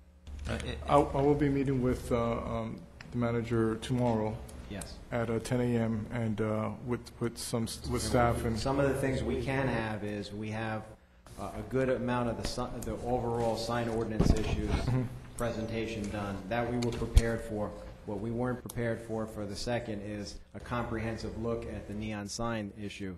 So I think we can nibble around the edges, but if you're asking for very specific information about samples and examples and model codes, that we won't have in time for the second. I'm going to try to do some research through other cities as well and try to bring some information myself. So we're just going to be working hard to make sure. It's important that we get this done as soon as possible. There's a lot of businesses here that are going to be affected one way or another, so I just felt the importance of bringing this forward as soon as possible. So good job. See if we can finish this Well, the up. other thing I wanted to clarify is, are you asking the staff to hand deliver notices to the store owners that were cited? Cited, yes. Okay, only those? Only those. Okay. And I went one step further and said, why can't we try to do as much as we can? That's the piece I wasn't sure. How many code compliance officers do we have on at a shift? And then I'll maybe retract my statement. One or two. Well, we only right now we're down to 3. 6, yeah. We're down to 3, but we only have like six in all to cover the whole city. But we're down because of some injuries. Since we're keying on neon for that particular first meeting, why don't we see if we can't reach out to the people that it's obvious that they have neon signs hanging in their window, and try to get something to them, if we can. Whatever territory those 3 people are in, have them try to cover it. We can cover it, but it's all over the city. Oh, I know. We can cover, I've drove it, and it's. Oh, okay. Some people have 7 neon signs in one window. I just wanted to be clear about what the expectation was that every business in the city is going to be flyered, because I'm not sure if that was what you were asking for. That's and what whether I was we can asking. deliver on that. That's what I was Chief, asking. Can you deliver I don't know on if you that, can or deliver, we but need that's to what be I was clear asking, one way or yes. the other. You either can or you can't. Well, just give it a yeoman's. What we can do, we can do what we can. I put it like that, and those we'll reach them. But I think the second is when, Tuesday? A week. A week from now. All right, we'll do the best we can. We'll definitely hit the people that we think that has them, and that's probably on the east side of the highway, and up and down Chrome. So we'll do what we can. Do your best. And hopefully they'll show up. Yeah, that's That's all we're trying to do. So, Mayor? Yes. I just had a clarification on the workshop. Is it all signs? Because you're talking about all signs on, and what I got is just, my notice was only for neon signs next Tuesday. Is that correct? That's correct. That's correct. So it's only neon signs Tuesday, not, the rest of the signs are not being discussed at the next workshop, And I correct? just didn't want to create an Okay. expectation that the staff was going to have a comprehensive material on neon signs, because we don't have that research done, and we won't be prepared. And I was very clear about that, so we'll do the best we can, but, But, and I guess that's my question, because if the whole purpose of the workshop is neon signs, and that's the only one you're not prepared on, or not ready for yet, I should say, we're not going to discuss any other signs. So I mean, I'll show up. I'll be here, whatever we do. certainly, what I'm saying to you is we can be prepared for the signage package, or we can have some material on the neon signs, but I didn't want to create an expectation that staff is going to have a whole, big presentation on neon signs, because they're not prepared for that at this time. I just want to make sure that whatever we've noticed the public for, they show up. So if we're just addressing neon signs, then no one's going to show up if they have other type of signs. So I just want to make sure that the workshop is effective, so that the people are here for the right issues, and we're not talking about apples and oranges, and the apple crowd shows up, and then we're talking about oranges and vice versa. Well, it's your will. That's all. But let me ask you, other than the actual ordinance and actually deciding how it reads, what do you have to show up? Because at that point, we need to make a decision. Are we going to allow neon signs? And if Mr. Smith's storefront is 200 square feet, and he's allowed 20% signage, and he's allowed no neon, and we find out that we 4 votes decide that we agree that neon is permissible, and of that 20%, 5% we're going to allow neon. It's a decision-making process. It's really not what is a neon sign and not a neon sign. We know it's a sign that lights up. Is that what we're saying? Yeah. Okay. It's a matter of how we're going to, what amount we're going to allow, because right now I don't even know what the code is that says how many neon signs are allowed to have. If it's 0, then we definitely need to go to work fast, because there are people who deserve a certain amount of neon signs, square footage-wise. I don't know what our square footage is for overall signage per size of that store. If it's a 200-foot front, what is the square footage? Those are the things we need to have at that meeting. If you have 200 square feet of window space, you're allowed 20 or 25%, whatever the code says.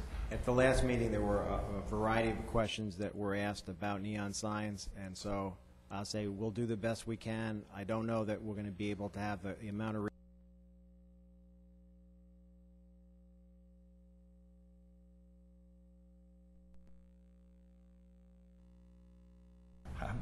Invite some professionals that can tell you what a neon sign is. Just as a start, and maybe for you to start to think about, right now under our code, it's very clear, neon signs are prohibited. Clear.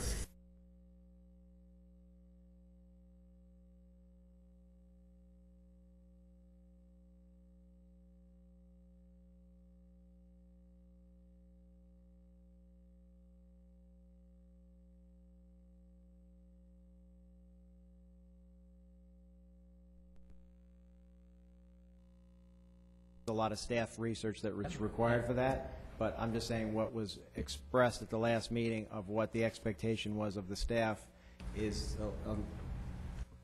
requires a little more time than we have. Well, I think to solve the actual process that was happening, just to slow down the ticket writing process, or the warning writing in this case process, we need to find out, we're going to vote up or down whether we want neon signs. And then I think at the same time we figure out how much square footage are we going to allow in that storefront. But to clarify, at the last meeting, the direction was to bring back a zoning in progress ordinance and research on neon signs. That was the direction. And so what I've said is that the staff is not prepared for the scope of that for Tuesday. On the other hand, if it's the will of the mayor and council to shrink the scope to, or should neon signs be allowed or not, that doesn't require a whole lot of research. Yes, Mr. Sean. Well, I know for my purposes, I think I was one of the ones that asked for, I don't know that I'm comfortable saying yes or no to neon signs, because I don't think it's that simple. I mean, I don't think I'm opposed to neon signs in general, but I was one of the ones that wanted more information. I wanted to know about you know, how big are the neon signs? Are we going to allow, you know, open and close, inside neon signs, large neon signs? I mean, I think there is a little bit of analysis that I would like, other than just a yes or no, at least me personally. So I mean, I'm still on the same page. Yes. Perhaps a suggestion would be that we contact some of our neighboring cities and find out what their code is. And I don't think that would take a whole lot of time, would it, Joe? I mean, just to say, you know, Palmetto Bay, Color Bay, maybe South Miami, just to find out what Florida City, our neighboring sisters, you know. It'll take the business away from us. But Mr. Shelley's right. You have to start somewhere, and then if you say yes, neon signs. See, I read in the last package that we had, there was a difference between, I think it was flashing signs, and then there's another, and all these different names of all these things. So if we're saying a neon sign is anything that lights up, then we need to know what that is, what that kind of looks like.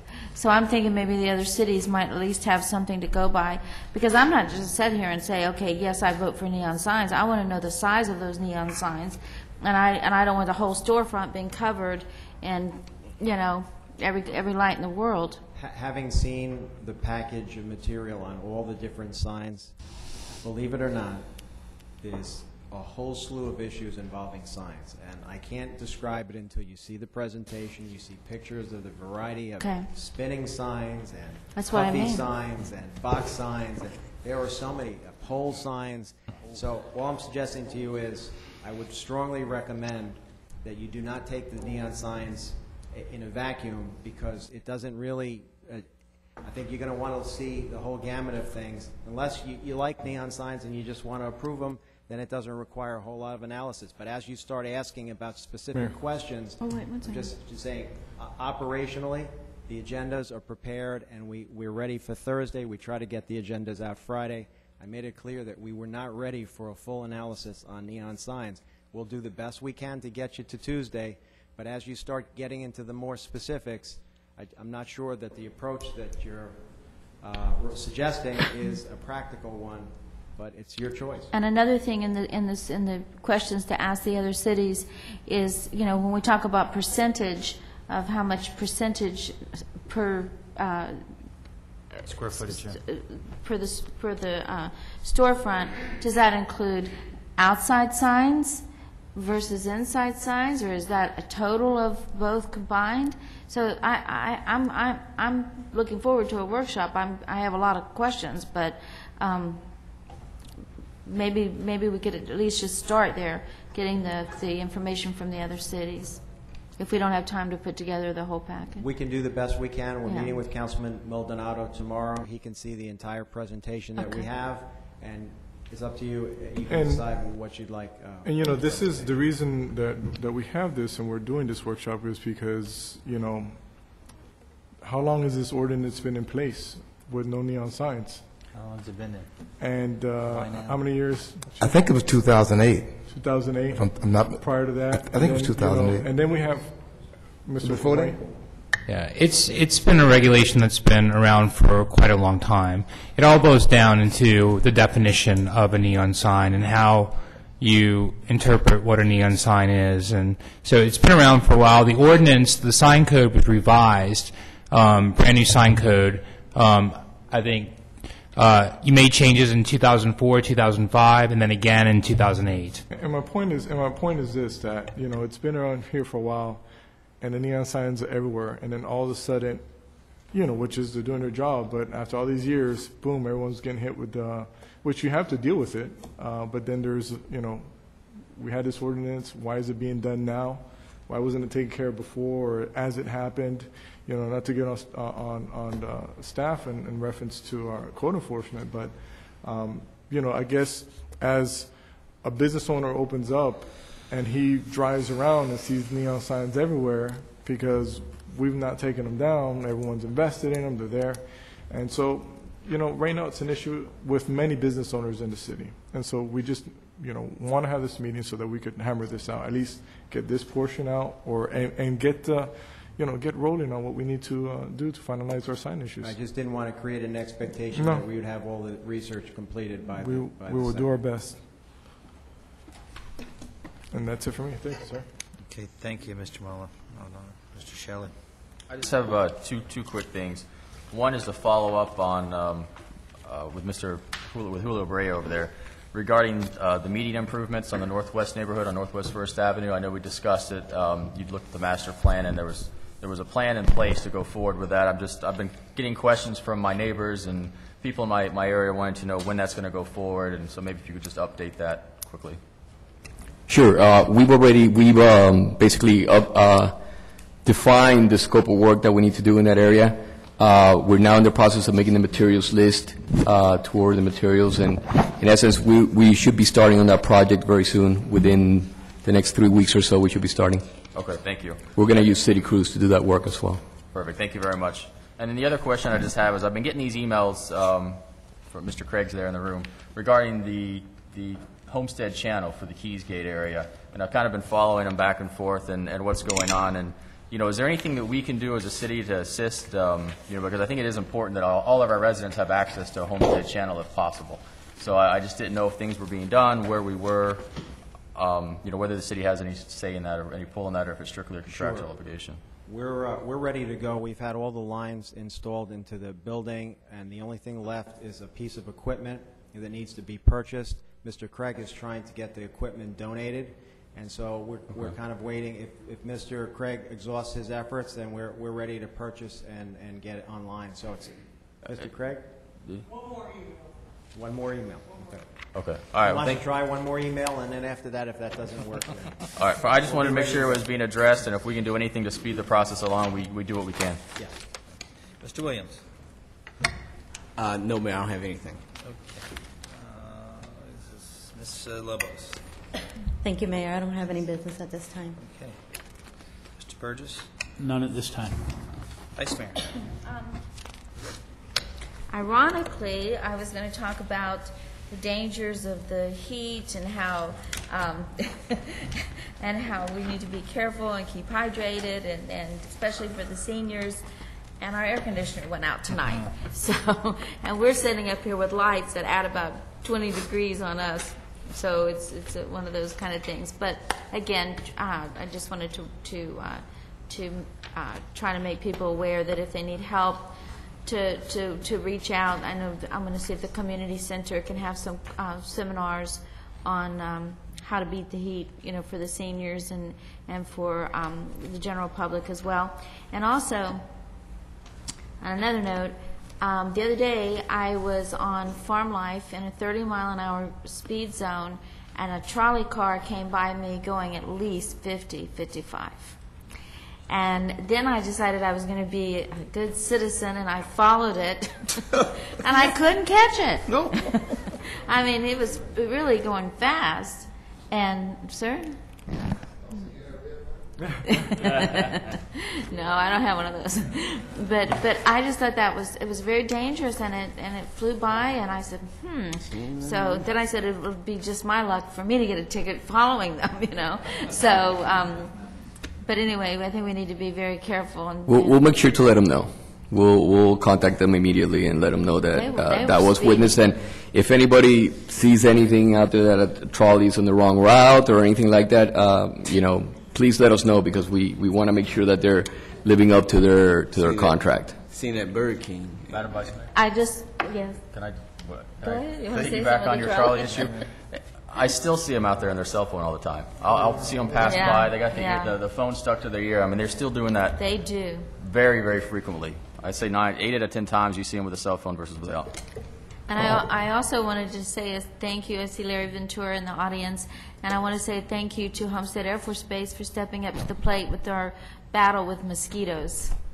And I kept listening tonight while we're here to see if I heard any planes coming our way, but evidently there's some very large planes from the Homestead Air Force Base that are going to be spraying for mosquitoes today and tomorrow and Thursday. Okay. Please help us. Well, anyway, I'm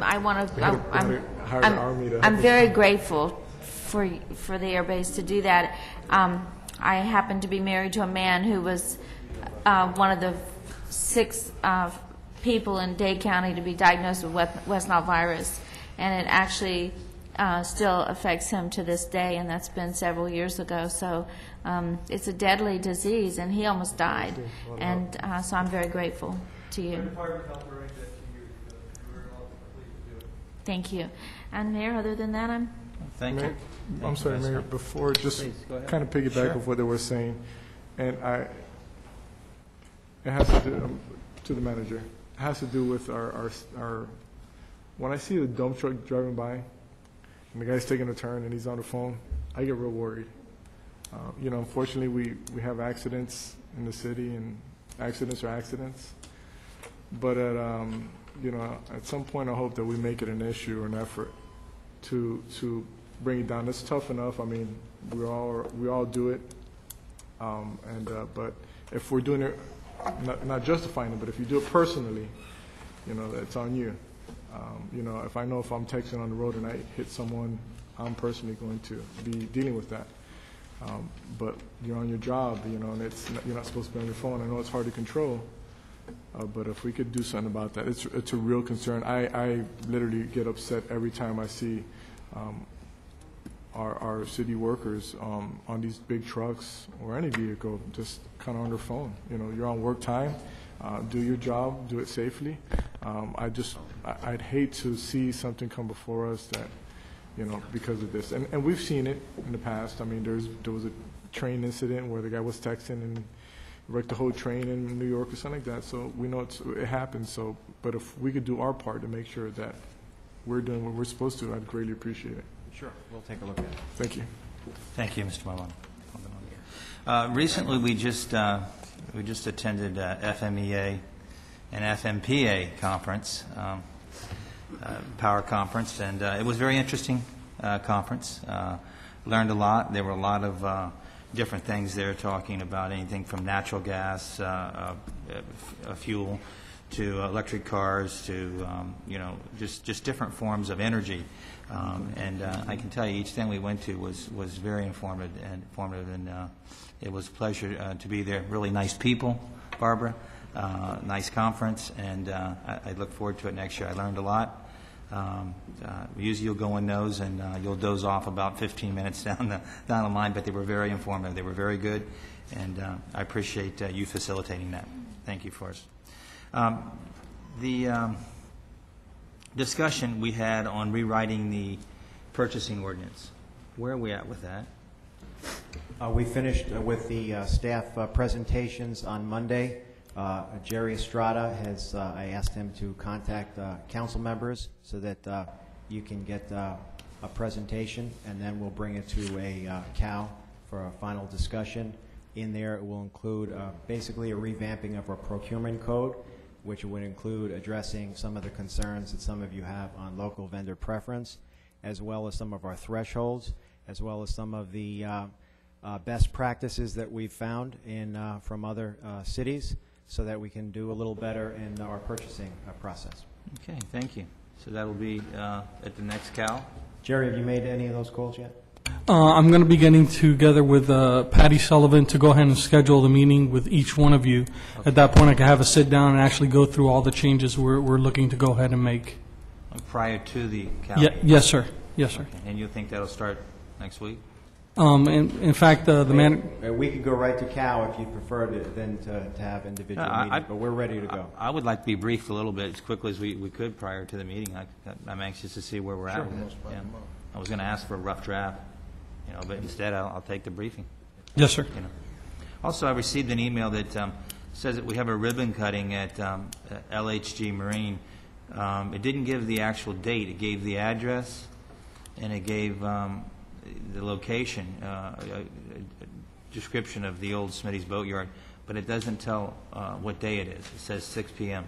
Maybe you mind left off that part. August 18th? Okay, I just want to announce that for all of council. I didn't see it on my email. And nothing further. Motion to dismiss? Okay, all in favor? Aye. Good meeting. The troops. I'll stay on the phone.